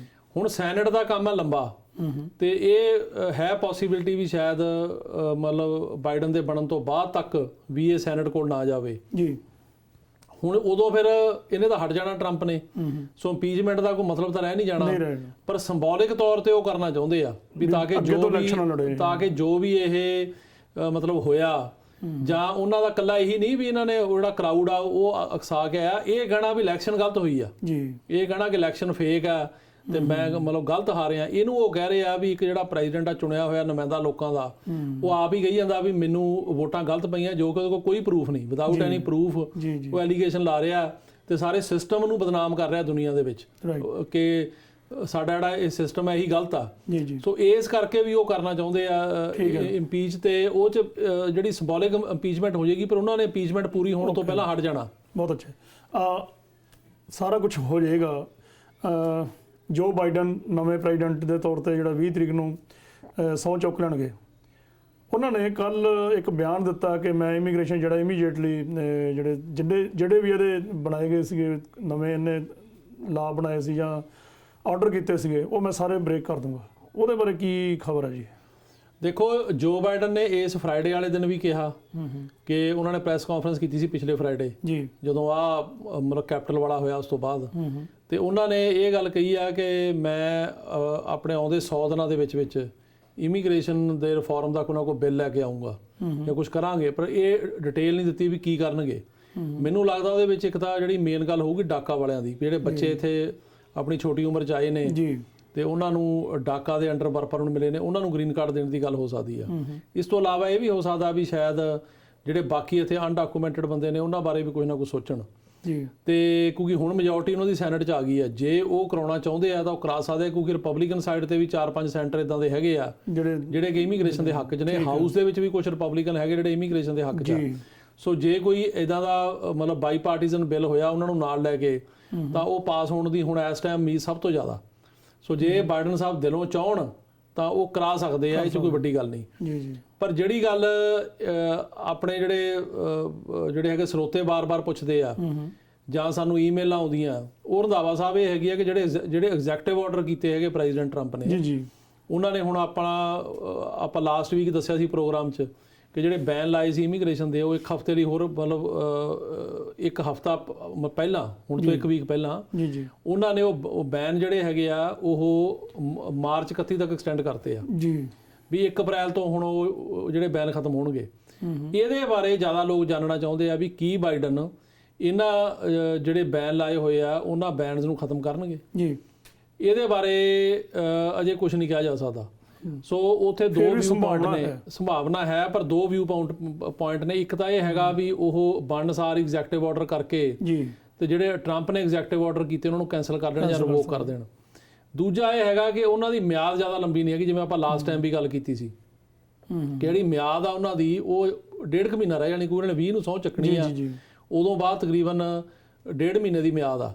ਸੋ 1.5 ਮਹੀਨੇ ਵਾਸਤੇ ਹੋ ਸਕਦਾ ਐਗਜ਼ੈਕਟਿਵ ਆਰਡਰ ਉਹ ਨਾ ਵੀ ਕਰਨ, ਤੇ ਜੇ ਉਹ ਮਾਰਚ ਦੇ ਐਂਡ 'ਚ ਖਤਮ ਹੁੰਦੇ ਆ ਤਾਂ ਉਹ ਆਪਣੇ ਆਪ ਹੀ ਖਤਮ ਹੋ ਜਾਣ। ਇਹ ਗੱਲ ਹੈਗੀ ਆ ਜ਼ਰੂਰ, ਜੋ ਕਿ ਮੈਨੂੰ ਲੱਗਦਾ ਕਿ ਉਹ ਐਕਸਟੈਂਡ ਨਹੀਂ ਕਰਨਗੇ, ਕਿ ਬਾਈਡਨ ਇਹ ਨਹੀਂ ਕਰਨ ਲੱਗੇ ਕਿ ਉਹਨਾਂ ਨੂੰ ਅਪ੍ਰੈਲ ਤੋਂ ਫਿਰ ਜੂਨ ਤੱਕ ਵਧਾ ਦੇਣਗੇ, ਜੁਲਾਈ, ਇਦਾਂ ਨਹੀਂ ਹੋਏਗਾ। ਸੋ ਜਾਂ ਤਾਂ ਉਹ ਐਗਜ਼ੈਕਟਿਵ ਆਰਡਰ ਕਰਕੇ ਇਹਨਾਂ ਨੂੰ ਖਤਮ ਕਰ ਦੇਣਗੇ, ਇਹ ਵੀ ਇੱਕ ਸੰਭਾਵਨਾ ਹੈ, ਰੂਲ ਆਊਟ ਨਹੀਂ ਕੀਤੀ ਜਾ ਸਕਦੀ। ਪਰ ਇਹ ਵੀ ਨਾਲ ਹੋ ਸਕਦਾ ਵੀ 1.5 ਮਹੀਨੇ ਕਰਕੇ ਐਗਜ਼ੈਕਟਿਵ ਆਰਡਰ ਨਾ ਕਰਨ, ਕਿਉਂਕਿ ਉਹਨਾਂ ਕੋਲ ਕਰਨ ਨੂੰ ਹੋਰ ਕਈ ਕੁਝ ਹੈਗਾ ਤੇ ਉਹ ਇਹਨੂੰ ਚੱਲਦਾ ਰਹਿਣ ਦੇਣ ਤੇ ਇਹ ਅਪ੍ਰੈਲ 1 ਤੋਂ ਆਪਣੇ ਆਪ ਹੀ ਉਹ ਸਾਰਾ ਸ਼ੁਰੂ ਹੋ ਜਾਵੇ।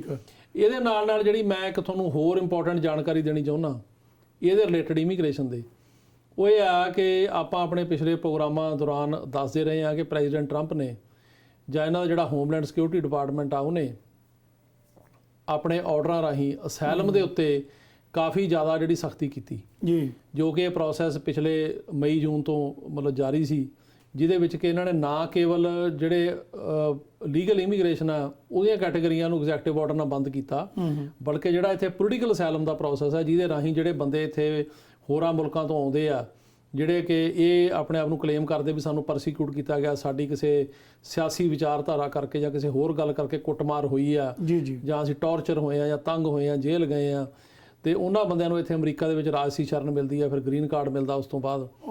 ਉਸ ਪ੍ਰੋਸੈਸ ਨੂੰ ਇਹਨਾਂ ਨੇ ਜਿਹੜਾ ਬੰਦ ਕਰਨ ਦੀ ਪੂਰੀ ਠਾਣੀ ਹੋਈ ਸੀ ਤੇ ਉਹ ਕੋਸ਼ਿਸ਼ ਕੀਤੀ। ਉਹ ਕੋਸ਼ਿਸ਼ ਤਹਿਤ ਇਹਨਾਂ ਨੇ ਕਾਫੀ ਰੂਲ ਬਣਾਏ, ਜਿਨ੍ਹਾਂ ਦੇ ਵਿੱਚ ਕਿ ਇੱਕ ਇਹ ਵੀ ਰੂਲ ਆ ਕਿ ਜਿਹੜੇ ਵਰਕ ਪਰਮਿਟ ਨੇ ਉਹ ਜਿਵੇਂ ਅੱਗੇ 6 ਮਹੀਨੇ ਬਾਅਦ ਮਿਲਦੇ ਸੀ, ਹੁਣ ਸਾਲ ਬਾਅਦ ਮਿਲਿਆ ਕਰਨਗੇ। ਫਿਰ ਇਹਨਾਂ ਨੇ ਇਹ ਬਣਾਇਆ ਕਿ ਉਹਦੀ ਜਿਹੜੀ ਪ੍ਰੋਟੈਕਸ਼ਨ ਹੈਗੀ ਆ ਉਹਦੇ ਗਰਾਊਂਡਸ ਨੂੰ ਵੀ ਇਹਨਾਂ ਨੇ ਚੇਂਜ ਕੀਤਾ। ਇਹਨਾਂ ਨੇ ਕਿਹਾ ਵੀ ਜੇ ਫਰਜ਼ ਕਰੋ ਜਿਹੜਾ ਮਾਰਨ ਵਾਲਾ, ਤੰਗ ਕਰਨ ਵਾਲਾ, ਉਹ ਜੇ ਆਪ ਵਰਦੀ 'ਚ ਨਹੀਂ ਹੈਗਾ, ਮਤਲਬ ਉਹ ਜੇ ਆਪਣੀ ਅੰਡਰ ਜਿਹੜੀ ਪੁਲਿਸ ਦੀ ਵਰਦੀ ਜਾਂ ਆਰਮੀ ਦੀ ਵਰਦੀ 'ਚ ਨਹੀਂ ਆ, ਉਹ ਉੱਦਾਂ ਸਿਵਲ ਕੱਪੜਿਆਂ 'ਚ ਆ, ਜਾਂ ਉਹ ਕਿਸੇ ਹੋਰ ਬੰਦੇ ਨੂੰ ਭੇਜਦਾ, ਵੀ ਜਿਵੇਂ ਫਰਜ਼ ਕਰੋ ਕਿਸੇ ਸਿਆਸੀ ਲੀਡਰ ਦੇ ਕੋਈ ਗੁੰਡੇ ਆ ਜਾਂਦੇ ਨੇ ਜਿਨ੍ਹਾਂ ਨੂੰ ਕਿ ਪੁਲਿਸ ਦੀ ਪੂਰੀ ਪ੍ਰੋਟੈਕਸ਼ਨ ਆ, ਉਹ ਤੰਗ ਕਰਦੇ ਨੇ, ਉਹ ਅਸੈਲਮ ਦਾ ਗਰਾਊਂਡ ਨਹੀਂ, ਵੀ ਵਰਦੀ 'ਚ ਹੀ ਬੰਦਾ ਹੋਣਾ ਚਾਹੀਦਾ। ਫਿਰ ਇਹਨਾਂ ਨੇ ਇਹ ਕਿਹਾ ਵੀ ਤੁਸੀਂ ਜਿਹੜੇ ਮੁਲਕਾਂ ਤੋਂ ਲੰਘ ਕੇ ਆਉਂਦੇ ਆ, ਜਿਵੇਂ ਕਿ ਬੰਦੇ ਮੈਕਸੀਕੋ ਰਾਹੀਂ ਆਉਂਦੇ ਆ ਜਾਂ ਹੋਰ ਕੰਟਰੀਆਂ ਰਾਹੀਂ ਆਉਂਦੇ, ਵੀ ਉੱਥੇ ਵੀ ਅਸੈਲਮ ਲਾਓ, ਉਹ ਥਰਡ ਕੰਟਰੀ ਰੂਲ ਬਣਾਇਆ। ਉਹਦੇ ਨਾਲ ਨਾਲ ਇਹਨਾਂ ਨੇ ਇਹਦੇ ਜਿਹੜੇ ਇਮੀਗ੍ਰੇਸ਼ਨ ਜੱਜ ਸੀਗੇ ਉਹਨਾਂ ਨੂੰ ਪਾਵਰ ਦੇਤੀ ਕਿ ਜੇ ਕਿਸੇ ਕੇਸ ਦੇ ਵਿੱਚ ਜਿਹੜੀ ਪ੍ਰੋਪਰ ਡਾਕੂਮੈਂਟੇਸ਼ਨ ਨਹੀਂ ਆ, ਜਾਂ ਉਹਨਾਂ ਨੂੰ ਇਹ ਮਤਲਬ ਇਹ ਲੱਗਦਾ ਵੀ ਇਹ ਬੰਦੇ ਕੋਲ ਪ੍ਰੂਫ ਘੱਟ ਨੇ, ਤਾਂ ਉਹਦਾ ਕੇਸ ਬਿਨਾਂ ਮਤਲਬ ਕਿਸੇ ਸੁਣਵਾਈ ਤੋਂ, ਕਿਸੇ ਹੀਅਰਿੰਗ ਤੋਂ ਡਿਨਾਈ ਕਰ ਸਕਦੇ ਆ, ਕਿ ਸੁਣਵਾਈ ਤੋਂ ਬਿਨਾਂ ਹੀ ਨਾ ਹੋ ਸਕਦੀ ਸਿੱਧਾ ਹੀ। ਫਿਰ ਇਹਨਾਂ ਨੇ ਜੇ ਕਿਸੇ ਦਾ ਕੇਸ ਕਿਸੇ ਵਜ੍ਹਾ ਕਰਕੇ ਬੰਦ ਹੋਇਆ, ਉਹਨੇ ਰੀਓਪਨ ਕਰਾਉਣਾ, ਉਹਦੇ ਵਾਸਤੇ ਵੀ ਲਾਈਕ ਰਿਸਟ੍ਰਿਕਸ਼ਨ ਵੀ ਨਹੀਂ ਹੋ ਸਕਦਾ, ਬੜਾ ਔਖਾ ਕਰਤਾ ਉਹਨੂੰ ਕਰਨਾ। ਡੇਟ ਲੈਣ ਵਾਸਤੇ ਵੀ, ਜਿਵੇਂ ਹੁਣ ਕਿਸੇ ਨੇ ਕੋਈ ਡੇਟ ਲੈਣੀ ਹੈ ਇਮੀਗ੍ਰੇਸ਼ਨ ਕੋਰਟ ਦੇ ਵਿੱਚ, ਉਹਦੇ ਵਾਸਤੇ ਵੀ ਰੂਲ ਬਹੁਤ ਸਟ੍ਰਿਕਟ ਕਰਤੇ ਵੀ ਕੰਟੀਨਿਊਅਸ ਨਹੀਂ ਮਿਲੂਗੀ। ਸੋ ਇਦਾਂ ਦਾ ਇਹਨਾਂ ਨੇ ਰੂਲ ਤੰਗ ਕੀਤੇ ਕਾਫੀ। ਉਹਨਾਂ ਰੂਲਸ ਨੇ ਆਹ ਸੋਮਵਾਰ ਤੋਂ ਲਾਗੂ ਹੋਣਾ ਸੀ ਮੰਡੇ ਤੋਂ, 11 ਤਰੀਕ ਤੋਂ, ਤੇ 11 ਜਨਵਰੀ ਤੋਂ। ਤੇ ਇਮੀਗ੍ਰੇਸ਼ਨ ਦੇ ਕਈ ਗਰੁੱਪਾਂ ਨੇ ਸੈਨ ਫਰਾਂਸਿਸਕੋ ਡਿਸਟ੍ਰਿਕਟ ਕੋਰਟ ਦੇ ਵਿੱਚ ਕੇਸ ਕੀਤਾ, ਤੇ ਉਹ ਕੇਸ ਦਾ ਫੈਸਲਾ ਆ ਫਰਾਈਡੇ ਆਇਆ। ਉਹਦੇ ਵਿੱਚ ਜਿਹੜਾ ਡਿਸਟ੍ਰਿਕਟ ਕੋਰਟ ਆ ਉਹਦੇ ਜਿਹੜੇ ਜੱਜ ਸਾਹਿਬ ਨੇ ਉਹਨਾਂ ਨੇ ਜਿੰਨੇ ਵੀ ਇਹਨਾਂ ਨੇ ਰੂਲ ਬਣਾਏ ਆ ਅਸਾਈਲਮ ਨੂੰ ਟਾਈਟ ਕਰਨ ਲਈ ਉਹ ਸਾਰਿਆਂ ਤੇ ਸਟੇ ਲਾਤੀ ਆ, ਉਹ ਸਾਰੇ ਰੋਕਤੇ ਆ ਤੇ ਸਟੇ ਵੀ ਨੇਸ਼ਨ ਵਾਈਡ ਆ। ਓਕੇ। ਤੇ ਉਹਨਾਂ ਨੇ ਕਿਹਾ ਵੀ ਇਹ ਬਿਲਕੁਲ ਗਲਤ ਆ ਤੇ ਗਰਾਊਂਡ ਉਹਨਾਂ ਨੇ ਵੀ ਉਹੀ ਦਿੱਤਾ ਜਿਹੜਾ ਪਹਿਲੇ ਸਟੇਆਂ ਮਿਲੀਆਂ ਨੇ ਸਾਰੇ ਕੇਸਾਂ, ਜਿਹੜੀਆਂ ਫੀਸਾਂ ਵਧੀਆਂ ਸੀਗੀਆਂ ਉਹ ਤੇ ਵੀ ਸਟੇ ਮਿਲੀ ਸੀਗੀ, ਉਹ ਇਹੀ ਗਰਾਊਂਡ ਕਿ ਜਿਹੜਾ ਇਹਨਾਂ ਨੇ ਐਕਟਿੰਗ ਸੈਕਟਰੀ ਲਾਇਆ ਹੋਮਲੈਂਡ ਸਿਕਿਉਰਿਟੀ ਦਾ ਉਹਨੂੰ ਸੈਨੇਟ ਨੇ ਕਨਫਰਮ ਨਹੀਂ ਕੀਤਾ, ਉਹਦੀ ਜਿਹੜੀ ਅਪਾਇੰਟਮੈਂਟ ਆ ਉਹ ਗਲਤ ਆ, ਉਹਨੂੰ ਐਕਟਿੰਗ ਸੈਕਟਰੀ ਲਾਇਆ ਹੀ ਨਹੀਂ ਜਾ ਸਕਦਾ ਤੇ ਉਹਨੂੰ ਜਿਹੜਾ ਹੈਗਾ ਉਹ ਗਲਤ ਤਰੀਕੇ ਨਾਲ ਲਾਇਆ ਗਿਆ ਤਾਂ ਕਿਉਂਕਿ ਉਹਦੀ ਆਪਣੀ ਅਪਾਇੰਟਮੈਂਟ ਗਲਤ ਆ ਉਹ ਕੋਈ ਰੂਲ ਨਹੀਂ ਬਣਾ ਸਕਦਾ। ਜੀ ਜੀ ਜੀ। ਤੇ ਉਹਨਾਂ ਨੇ ਉਸੇ ਬੇਸ ਤੇ ਕੀਤਾ। ਬਲਕਿ ਉਹਨਾਂ ਨੇ ਇੱਕ ਬੜਾ ਇੰਟਰਸਟਿੰਗ ਕਮੈਂਟ ਦਿੱਤਾ ਜੱਜ ਸਾਹਿਬ ਨੇ, ਉਹਨਾਂ ਨੇ ਕਿਹਾ ਕਿ ਜਿਹੜੀ ਸਰਕਾਰ ਹੈ ਬਾਰ-ਬਾਰ ਇਦਾਂ ਦੇ ਰੂਲ ਬਣਾਉਂਦੀ ਹੈ ਜਿਹੜੀ ਕਿ ਬਾਰ-ਬਾਰ ਕੋਰਟਾਂ ਤੋੜਦੀਆਂ ਨੇ ਜੀ। ਇਹਨਾਂ ਦਾ ਹਾਲ ਤਾਂ ਉਹ ਆ ਵੀ ਇੱਕ ਬੰਦਾ ਕਾਰ ਨੂੰ ਗੇਟ ਦੇ ਵਿੱਚ ਮਤਲਬ ਬਾਰ-ਬਾਰ ਕ੍ਰੈਸ਼ ਕਰਦਾ, ਇਹ ਆਸ ਦੇ ਵਿੱਚ ਵੀ ਸ਼ਾਇਦ ਗੇਟ ਖੁੱਲੀ ਜਾਵੇ ਤਾਂ ਮੈਂ ਲੰਘ ਜਾ, ਤੇ ਉਹਨਾਂ ਨੇ ਕਿਹਾ ਵੀ ਇਹਦਾ ਉਹ ਹਾਲ ਲੱਗਦਾ ਇਹਨਾਂ ਦਾ ਵੀ ਮੁੜ-ਮੁੜ ਕੇ ਕ੍ਰੈਸ਼ ਕਰੀ ਜਾਂਦੇ ਉਹੀ ਚੀਜ਼ ਨੂੰ। ਜੀ ਜੀ। ਤੇ ਉਹਨਾਂ ਨੇ ਇਹ ਰੋਕਿਆ, ਉਹਨਾਂ ਨੇ ਕਿਹਾ ਵੀ ਜਿਹੜਾ ਅਸਾਈਲਮ ਦਾ ਸਾਡਾ ਲਾਅ ਬਣਿਆ ਹੋਇਆ ਸਿਸਟਮ ਹੈ ਉਹਦੇ ਜਿਹੜੇ ਕਾਨੂੰਨ ਬਣੇ ਹੋਏ ਨੇ ਅਸਾਈਲਮ ਜਿਹੜੇ ਕਿ ਯੂਐਸ ਕਾਂਗਰਸ ਨੇ ਬਣਾਏ ਨੇ ਬਹੁਤ ਸਾਲ ਪਹਿਲਾਂ, ਇਹ ਜਿਹੜੇ ਇਹਨਾਂ ਨੇ ਰੂਲ ਬਣਾਏ ਆ ਇਹ ਉਹਨਾਂ ਕਾਨੂੰਨਾਂ ਦੇ ਖਿਲਾਫ ਨੇ, ਸੋ ਇਸ ਕਰਕੇ ਇਹ ਰੂਲ ਜਿਹੜੇ ਸਟੈਂਡ ਨਹੀਂ ਹੋਣੇ ਚਾਹੀਦੇ। ਸੋ ਇਹ ਬੜੀ ਵੱਡੀ ਜਿੱਤ ਹੈ ਇੱਕ ਅਸਾਈਲਮ ਵਾਲਿਆਂ ਦੀ। ਠੀਕ ਹੈ। ਤੇ ਇਹ ਇੱਕ ਇੰਪੋਰਟੈਂਟ ਡਿਵੈਲਪਮੈਂਟ ਹੈਗੀ ਆ ਜਿਹੜੀ ਕਿ ਇਸ ਵੀਕ ਦੀ ਹੈਗੀ ਆਸ ਹੈ ਕਿ ਜੋ ਬਾਈਡਨ ਦੇ ਪ੍ਰੈਜ਼ੀਡੈਂਟ ਦੀ ਸਹੁੰ ਚੁੱਕਣ ਤੋਂ ਬਾਅਦ ਹੋਰ ਵੀ ਬਹੁਤ ਸਾਰੀਆਂ ਖੁਸ਼ਖਬਰੀਆਂ ਜਿਹੜੀਆਂ ਉਹ ਸਾਡੇ ਆਡੀਅנס ਨੂੰ ਦੇਖਣ ਨੂੰ ਮਿਲਣਗੀਆਂ। ਦੋਸਤੋ ਇਹ ਤਾਂ ਸੀ ਇੱਥੋਂ ਦੀ ਸਥਾਨਕ ਅਮਰੀਕਾ ਦੀ ਪੋਲਿਟਿਕਸ ਬਾਰੇ ਕੁਝ ਗੱਲਬਾਤ। ਹੁਣ ਅਸੀਂ ਅਗਲਾ ਪਾਰਟ ਜਿਹੜਾ ਉਹ ਸ਼ੁਰੂ ਕਰਨ ਜਾ ਰਹੇ ਹਾਂ। ਤੁਹਾਡੇ ਬਹੁਤ ਸਾਰੇ ਖੱਤ, ਈਮੇਲ ਜਿਹਨੂੰ ਕਹਿੰਦੇ ਅੱਜ ਕੱਲ੍ਹ ਦੇ ਜ਼ਮਾਨੇ 'ਚ, ਉਹ ਸਾਨੂੰ ਆਏ ਆ। ਬਹੁਤ ਸਾਰੇ ਸਵਾਲ ਜਿਹੜੇ ਆ ਉਹ ਸਾਨੂੰ YouTube ਸਾਡੇ ਚੈਨਲ ਤੇ ਵੀ ਆਏ ਆ ਤੇ ਅਸੀਂ ਸਾਰੇ ਸਵਾਲਾਂ ਦੇ ਜਵਾਬ ਤਾਂ ਦੇ ਨਹੀਂ ਸਕਦੇ, ਫਿਰ ਵੀ ਅਸੀਂ ਕੋਸ਼ਿਸ਼ ਕਰਦੇ ਹਾਂ ਕਿ ਜਿਹੜੇ ਜਵਾਬ ਦੇਣ ਯੋਗ ਆ ਉਹ ਅਸੀਂ Sardar Jaspreet Singh attorney at law ਤੋਂ ਜ਼ਰੂਰ ਪੁੱਛ ਕੇ ਤੁਹਾਡੇ ਤੱਕ ਪਹੁੰਚਾਉਂਦੇ ਹਾਂ।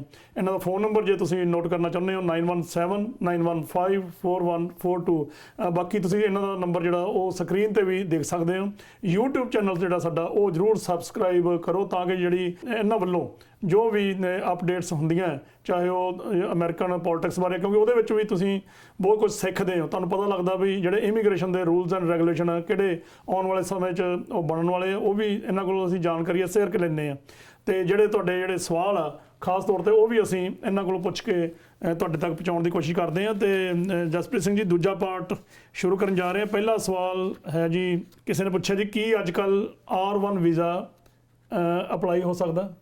ਹਾਂਜੀ ਹੋ ਸਕਦਾ। R1 ਵੀਜ਼ਾ ਜਿਹੜਾ ਹੈਗਾ ਪ੍ਰੀਸ ਦਾ ਵੀਜ਼ਾ ਹੁੰਦਾ, ਬੇਸਿਕਲੀ ਜਿਹੜੇ ਮਤਲਬ ਗੁਰਦੁਆਰਾ ਸਾਹਿਬਾਨ ਜਾਂ ਮੰਦਰ ਅਪਲਾਈ ਕਰਦੇ ਆ, ਧਾਰਮਿਕ ਕੈਟਾਗਰੀ, ਉਹਦੀਆਂ ਜੇ ਕੁਆਲੀਫਿਕੇਸ਼ਨਸ ਬੰਦਾ ਪੂਰੀਆਂ ਕਰਦਾ ਜੀ ਜੀ ਤਾਂ ਕੋਈ ਵੀ ਜਿਹੜੀ ਧਾਰਮਿਕ ਸੰਸਥਾ ਹੈਗੀ ਜਿਵੇਂ ਗੁਰਦੁਆਰਾ ਸਾਹਿਬ ਹੈ ਇੱਥੇ ਰਜਿਸਟਰਡ ਆ, ਮਤਲਬ ਬਕਾਇਦਾ ਨਾਨ ਪ੍ਰੋਫਿਟ ਸਟੇਟਸ ਆ ਉਹਨਾਂ ਦਾ, ਤੇ ਉਹਨਾਂ ਕੋਲ ਬਾਕੀ ਸਾਰੇ ਪਰਮਿਟ ਹੈਗੇ ਆ ਤੇ ਉਹ ਇੱਥੇ ਮਤਲਬ ਆਪਣੇ ਆਪ ਨੂੰ ਆਪਰੇਟ ਕਰ ਰਹੇ ਆ ਤੇ ਉਹ ਅਪਲਾਈ ਕਰ ਸਕਦੇ ਆ ਜੀ ਜੀ।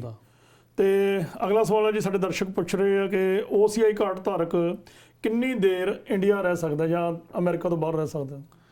ਦੇਖੋ as for as America is concern ਜਿਹੜਾ ਸਿਟੀਜ਼ਨ ਆ ਉਹ ਅਮਰੀਕਾ ਤੋਂ ਬਾਹਰ ਉਹਦੇ ਤੇ ਕੋਈ 6 ਮਹੀਨੇ ਆ ਸਾਲ ਵਾਲੀ ਬੰਦੇ 'ਚ ਨਹੀਂ ਹੈਗੀ ਜੀ ਜੀ। ਉਹ 6 ਮਹੀਨੇ ਤੋਂ ਵੱਧ ਵੀ ਰਹਿ ਸਕਦਾ, ਸਾਲ ਵੀ ਰਹਿ ਸਕਦਾ, 2 ਸਾਲ ਵੀ ਰਹਿ ਸਕਦਾ ਜੀ ਜੀ। ਸੋ ਉਹਦੇ 'ਚ ਕੋਈ ਇਦਾਂ ਦੀ ਪਾਬੰਦੀ ਨਹੀਂ, ਜਿੰਨੀ ਦੇਰ ਮਰਜ਼ੀ ਰਹਿ ਲਵੇ। ਠੀਕ ਹੈ। ਜੇ ਜਿਹੜੀ ਕੰਟਰੀ ਉਹਨੇ ਜਾਣਾ ਉਸ ਕੰਟਰੀ ਨੂੰ ਕੋਈ objection ਨਹੀਂ ਜੀ। ਤੇ ਜਿਵੇਂ ਹੁਣ OCI ਕਾਰਡ ਆ ਇੰਡੀਆ ਵੀ ਜਿੰਨੀ ਦੇਰ ਮਰਜ਼ੀ ਰਹਿ ਸਕਦਾ, ਸੋ ਇਸ ਕਰਕੇ। ਲੇਕਿਨ ਜਿਹੜਾ ਗ੍ਰੀਨ ਕਾਰਡ, ਜਿਹੜਾ ਗ੍ਰੀਨ ਕਾਰਡ ਹੋਲਡਰ ਆ ਉਹਦੇ ਵਾਸਤੇ ਆ ਵੀ ਉਹਨੂੰ 6 ਮਹੀਨੇ 'ਚ ਵਾਪਸ ਮੁੜਨਾ ਪੈਂਦਾ। ਜੀ ਜੀ ਜੀ। ਅਗਲਾ ਸਵਾਲ ਸਾਡੇ ਦਰਸ਼ਕ ਪੁੱਛ ਰਿਹਾ ਜੀ, ਸਾਡੇ ਲਈ F4 ਕੈਟਾਗਰੀ 2005 'ਚ ਫਾਈਲ ਹੋਈ ਸੀ ਜੋ ਕਿ ਮੇਰੇ ਮਾਤਾ ਪਿਤਾ ਨੇ ਮੇਰੇ ਲਈ ਤੇ ਮੇਰੇ ਭਰਾ ਲਈ ਕੀਤੀ ਸੀ। ਮੇਰੇ ਵੱਡੇ ਬ੍ਰਦਰ ਦੀ ਉਮਰ 21 ਸਾਲ ਤੋਂ ਜ਼ਿਆਦਾ ਹੋ ਗਈ ਆ, ਕੀ ਕਰੀਏ? ਸਾਡੀ ਜਿਹੜੀ ਫੀਸ ਹੈ ਉਹ ਆਲਰੇਡੀ ਪੇ ਹੋ ਚੁੱਕੀ ਆ। ਨਾਲ ਹੀ ਉਹ ਪੁੱਛਦੇ ਆ ਕਿ ਕੀ ਮੇਰੇ ਭਰਾ ਨੂੰ ਹੁਣ ਐਪਲੀਕੇਸ਼ਨ 'ਚੋਂ ਕੱਢਿਆ ਜਾ ਸਕਦਾ? ਦੇਖੋ ਇਸ ਤਰ੍ਹਾਂ ਹੈਗਾ ਕਿ ਇਹਨਾਂ ਦੇ ਜਿਹੜੀ ਮਤਲਬ F4 ਦੀ ਕੈਟਾਗਰੀ ਦੇ ਵਿੱਚ ਮਤਲਬ ਭਰਾ ਭੈਣ ਨੇ ਅਪਲਾਈ ਕੀਤਾ 2005 ਕੀਤਾ ਅਪਲਾਈ।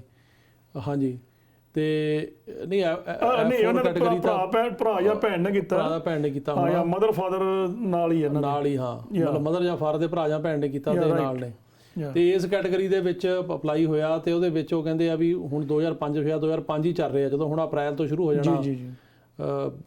ਜੇ ਤਾਂ ਦੱਸਦੇ ਆ ਜੀ ਫੀਸ ਪੇ ਹੋ ਗਈ ਹੈ। ਹਾਂ, ਸੋ ਜੇ ਤਾਂ ਪ੍ਰੋਸੈਸ ਹੁਣ ਜਨਵਰੀ 'ਚ ਇਹਨਾਂ ਨੇ ਕਰਤਾ, ਜੋ ਬੈਠ ਨੇ ਹੋ ਸਕਦਾ ਹੁਣੇ ਸ਼ੁਰੂ ਹੋ ਜਾਵੇ, ਨਹੀਂ ਅਪ੍ਰੈਲ ਤੋਂ ਸ਼ੁਰੂ ਹੋ ਜੂ ਜੀ। ਇਹਦੇ ਵਿੱਚ ਬੇਸਿਕਲੀ ਜੇ 21 ਤੋਂ ਉੱਪਰ ਹੋ ਗਿਆ ਤਾਂ ਚਾਈਲਡ ਸਟੇਟਸ ਪ੍ਰੋਟੈਕਸ਼ਨ ਐਕਟ ਹੁੰਦਾ, ਉਹਦੇ ਅੰਡਰ ਜੇ ਉਹਦੀ ਕੈਲਕੂਲੇਸ਼ਨ 'ਚ ਆਉਂਦੇ ਆ ਤਾਂ ਕਵਰ ਹੋ ਸਕਦੇ ਆ ਜੀ। ਤਾਂ ਉਹਦੇ ਅੰਡਰ ਜੇ ਆ ਜਾਵੇ ਬੰਦਾ ਤਾਂ 25 26 ਸਾਲ ਤੱਕ ਵੀ ਆਈ ਜਾਂਦੇ ਆ। ਪਰ ਜੇ ਚਾਈਲਡ ਸਟੇਟਸ ਪ੍ਰੋਟੈਕਸ਼ਨ ਐਕਟ ਦੇ ਅੰਡਰ ਕਵਰ ਨਹੀਂ ਹੁੰਦੇ ਫਿਰ ਔਖਾ ਹੋ ਜਾਊਗਾ। ਪਰ ਉਹਦੇ ਅੰਡਰ ਟਰਾਈ ਕਰਨੀ ਚਾਹੀਦੀ ਹੈ ਤਾਂ ਕਿ ਇਹ ਜਿਹੜੇ ਓਵਰ 21 ਅਨਮੈਰਿਡ ਆ ਸਕਣ। ਤੇ ਇਹਨਾਂ ਦੇ ਜਿਹੜੇ ਮਤਲਬ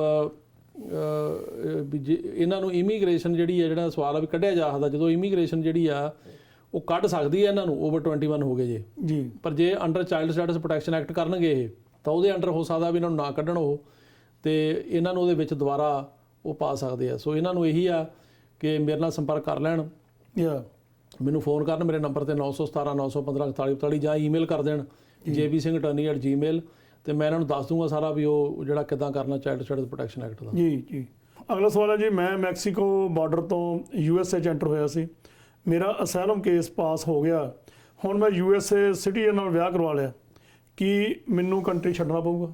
ਦੇਖੋ ਇਸ ਤਰ੍ਹਾਂ ਆ ਵੀ ਇਹ ਮਤਲਬ ਗ੍ਰੀਨ ਕਾਰਡ ਦੀ ਗੱਲ ਕਰਦੇ ਆ ਵੀ ਗ੍ਰੀਨ ਕਾਰਡ ਲੈਣ ਵਾਸਤੇ ਇਹਨਾਂ ਨੂੰ ਇੱਥੇ ਮਿਲ ਜੂਗਾ, ਕੰਟਰੀ ਛੱਡਣਾ ਪਊਗਾ। ਸੋ ਜੇ ਇਹਨਾਂ ਦਾ ਅਸਾਈਲਮ ਪਾਸ ਹੋ ਗਿਆ, ਜੇ ਆਪਣੇ ਤੌਰ ਤੇ ਸੈਲੀ ਗ੍ਰੀਨ ਕਾਰਡ ਲੈਂਦੇ ਨੇ ਇਹ, ਤਾਂ ਇਹਨਾਂ ਨੂੰ ਮਤਲਬ ਕੰਟਰੀ ਤੋਂ ਬਾਹਰ ਜਾਣ ਦੀ ਲੋੜ ਨਹੀਂ ਗੀ। ਇਹ ਆਪਣਾ ਅਸਾਈਲਮ ਵਾਲਾ ਗ੍ਰੀਨ ਕਾਰਡ ਜਿਹੜਾ ਸੈਲੀ ਗ੍ਰੀਨ ਕਾਰਡ ਅਪਲਾਈ ਕਰ ਸਕਦੇ ਆ। ਗ੍ਰੀਨ ਕਾਰਡ ਸੇਮ ਹੀ ਹੁੰਦਾ, ਉਹ 'ਚ ਕੋਈ ਮਤਲਬ ਫਰਕ ਨਹੀਂ ਆ। ਉਹ ਵੀ ਗ੍ਰੀਨ ਕਾਰਡ ਆ ਤੇ ਵਿਆਹ ਵਾਲਾ ਵੀ ਗ੍ਰੀਨ ਕਾਰਡ ਹੀ ਆ।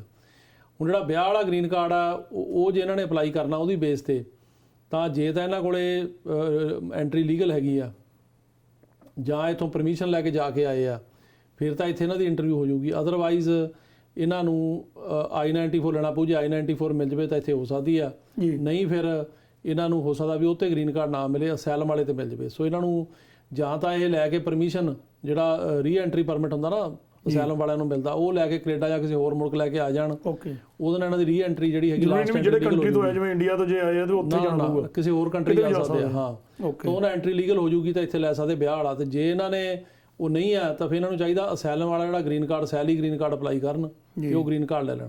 ਜੀ ਅਗਲਾ ਸਵਾਲ ਹੈ ਜੀ, F4 ਦਾ ਆਉਣ ਵਾਲੇ ਸਮੇਂ ਵਿੱਚ ਟਾਈਮ ਕੱਟ ਹੋਵੇਗਾ ਵੀ ਜਿਵੇਂ ਪਿੱਛੇ ਜੇ ਬੈਨ ਲਾਇਆ ਸੀਗਾ ਟਰੰਪ ਸਾਹਿਬ ਨੇ, ਉਹ ਟਾਈਮ ਇਹਨੂੰ ਫਾਸਟ ਕਰਨਗੇ, ਪੁੱਛਣ ਦਾ ਉਹਨਾਂ ਦਾ ਭਾਵ ਇਹ ਹੈ। ਇਹਦੇ ਬਾਰੇ ਕੁਝ ਨਹੀਂ ਕਿਹਾ ਜਾ ਸਕਦਾ, ਤੇ ਕਿਹਾ ਤਾਂ ਹੈ ਮਤਲਬ ਬਾਈਡਨ ਨੇ ਕਿ ਅਸੀਂ ਆਪਣੇ ਵੱਲੋਂ ਕੋਸ਼ਿਸ਼ ਕਰਾਂਗੇ ਇਹਨੂੰ ਤੇਜ਼ ਕਰਨ ਦੀ।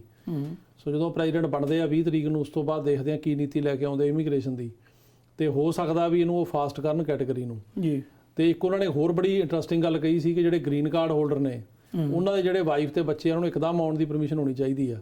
ਕਿਉਂਕਿ ਅੱਜ ਕੱਲ੍ਹ ਜਿਹੜੇ ਗ੍ਰੀਨ ਕਾਰਡ ਹੋਲਡਰਾਂ ਦੇ ਬੱਚੇ ਨੇ ਆ ਬੈਨ ਤੋਂ ਪਹਿਲਾਂ ਇਹਨੂੰ ਤਕਰੀਬਨ 2-2.5 ਸਾਲ ਲੱਗ ਰਹੇ ਸੀ, ਤਾਂ ਉਹਨਾਂ ਦੀ ਵਿਊ ਇਹ ਸੀ ਬਾਈਡਨ ਸਾਹਿਬ ਦੀ ਵੀ ਉਹ ਕਿਉਂ ਵੇਟ ਕਰਨ ਵੀ ਇੱਕਦਮ ਹੋਣਾ ਚਾਹੀਦਾ ਜਿਵੇਂ ਕਿ ਸਿਟੀਜ਼ਨ ਦੇ ਬੱਚੇ ਆ ਜਾਂਦੇ ਆ। ਜੀ ਤੋ ਇਹ ਉਹ ਕੈਟਾਗਰੀ ਤੇਜ਼ ਹੋਣ ਦੀ ਸੰਭਾਵਨਾ ਹੈ। ਪਰ ਜੇ ਕਾਂਗਰਸ ਵੀਜ਼ਾ ਨੰਬਰ ਇਨਕਰੀਜ਼ ਕਰਦੀ ਆ ਤਾਂ ਫਿਰ ਇਹ ਕੈਟਾਗਰੀ ਵੀ ਤੇਜ਼ ਕੀਤੀ ਜਾ ਸਕਦੀ ਹੈ। ਸੋ ਦੇਖਦੇ ਆ ਆਉਣ ਵਾਲੇ ਸਮੇਂ 'ਚ ਕੀ ਹੁੰਦਾ। ਠੀਕ ਹੈ।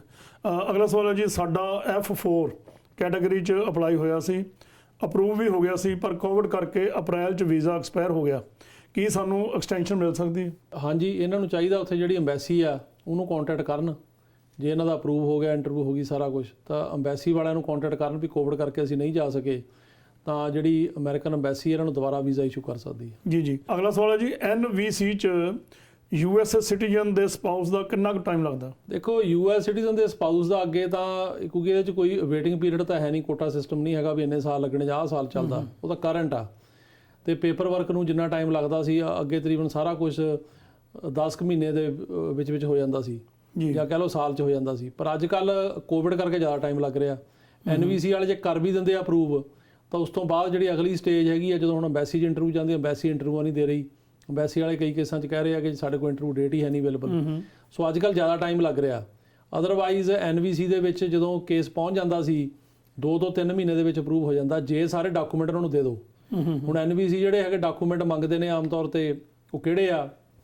ਇੱਕ ਤਾਂ ਹੁੰਦੇ ਸਿਵਲ ਡਾਕੂਮੈਂਟਸ, ਜਿਹਨੇ ਉੱਥੋਂ ਆਉਣਾ, ਉਹਦੇ ਜਿੱਦਾਂ ਫਰਜ਼ ਕਰੋ ਮਤਲਬ ਜਿਹਨੇ ਇੰਡੀਆ ਤੋਂ ਆਉਣਾ, ਉਹਦੀ ਪੁਲਿਸ ਕਲੀਅਰੈਂਸ ਰਿਪੋਰਟ ਹੋ ਗਈ, ਉਹਦੀ ਪਾਸਪੋਰਟ ਕਲੀਅਰੈਂਸ ਰਿਪੋਰਟ ਹੋ ਗਈ, ਉਹਦੇ ਫੋਟੋਆਂ ਹੋ ਗਈਆਂ, ਫਿਰ ਜਿਹੜੀਆਂ ਹੈਗੀਆਂ ਨੋਟਰਾਈਜ਼ਡ ਕਾਪੀਆਂ ਹੋ ਗਈਆਂ ਪਾਸਪੋਰਟ ਦੀਆਂ, ਬਰਥ ਸਰਟੀਫਿਕੇਟ ਦੀਆਂ, ਮੈਰਿਜ ਸਰਟੀਫਿਕੇਟ ਦੀਆਂ, ਫਿਰ ਜਿਹੜਾ ਇੱਥੋਂ ਵਾਲਾ ਬੰਦਾ ਜਿਹੜਾ ਸਪਾਂਸਰ ਕਰ ਰਿਹਾ ਉਹਦਾ ਐਫੀਡੇਵਿਟ ਸਪੋਰਟ ਹੋ ਗਿਆ, ਟੈਕਸ ਦੇ ਪੇਪਰ ਹੋ ਗਏ, ਜੇ ਉਹਦੀ ਇਨਕਮ ਘੱਟ ਆ ਕਿਸੇ ਹੋਰ ਦਾ ਜੁਆਇੰਟ ਐਫੀਡੇਵਿਟ। ਸੋ ਇਹ ਸਾਰੇ ਪੇਪਰ ਜਾਂਦੇ NVC ਕੋਲ, ਤੇ ਇਹ ਫਿਰ ਜਿਹੜੀ NVC ਆ ਉਹ ਪੇਪਰ ਲੈ ਕੇ ਅਪਰੂਵ ਕਰਕੇ ਕੇਸ ਜਿਹੜਾ ਹੈਗਾ ਅੰਬੈਸੀ ਨੂੰ ਭੇਜ ਦਿੰਦੀ ਆ।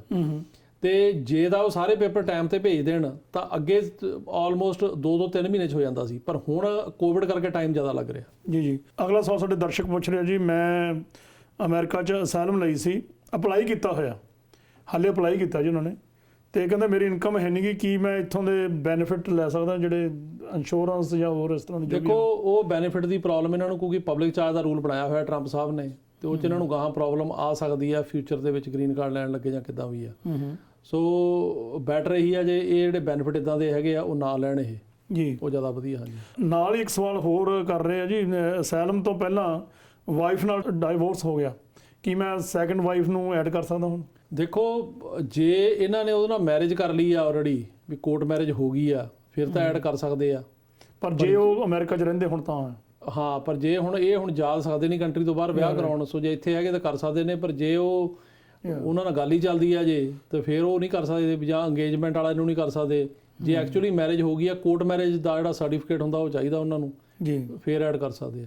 ਅਗਲੇ ਦਰਸ਼ਕ ਸਾਡੇ ਇਟਲੀ ਤੋਂ ਪੁੱਛ ਰਹੇ ਆ ਜੀ, 2005 ਚ F4 ਅਪਲਾਈ ਹੋਇਆ ਸੀ, 2019 ਚ 11 ਮਈ ਨੂੰ ਸਾਡੇ ਪੇਪਰ ਨਿਕਲੇ ਸਨ, ਸਾਡੇ ਤੋਂ ਇਟਲੀ ਅਤੇ ਇੰਡੀਆ ਤੋਂ PCC ਵੀ ਲੈ ਲਈ ਆ, ਉਸ ਤੋਂ ਬਾਅਦ ਕਿੰਨਾ ਟਾਈਮ ਲੱਗਦਾ?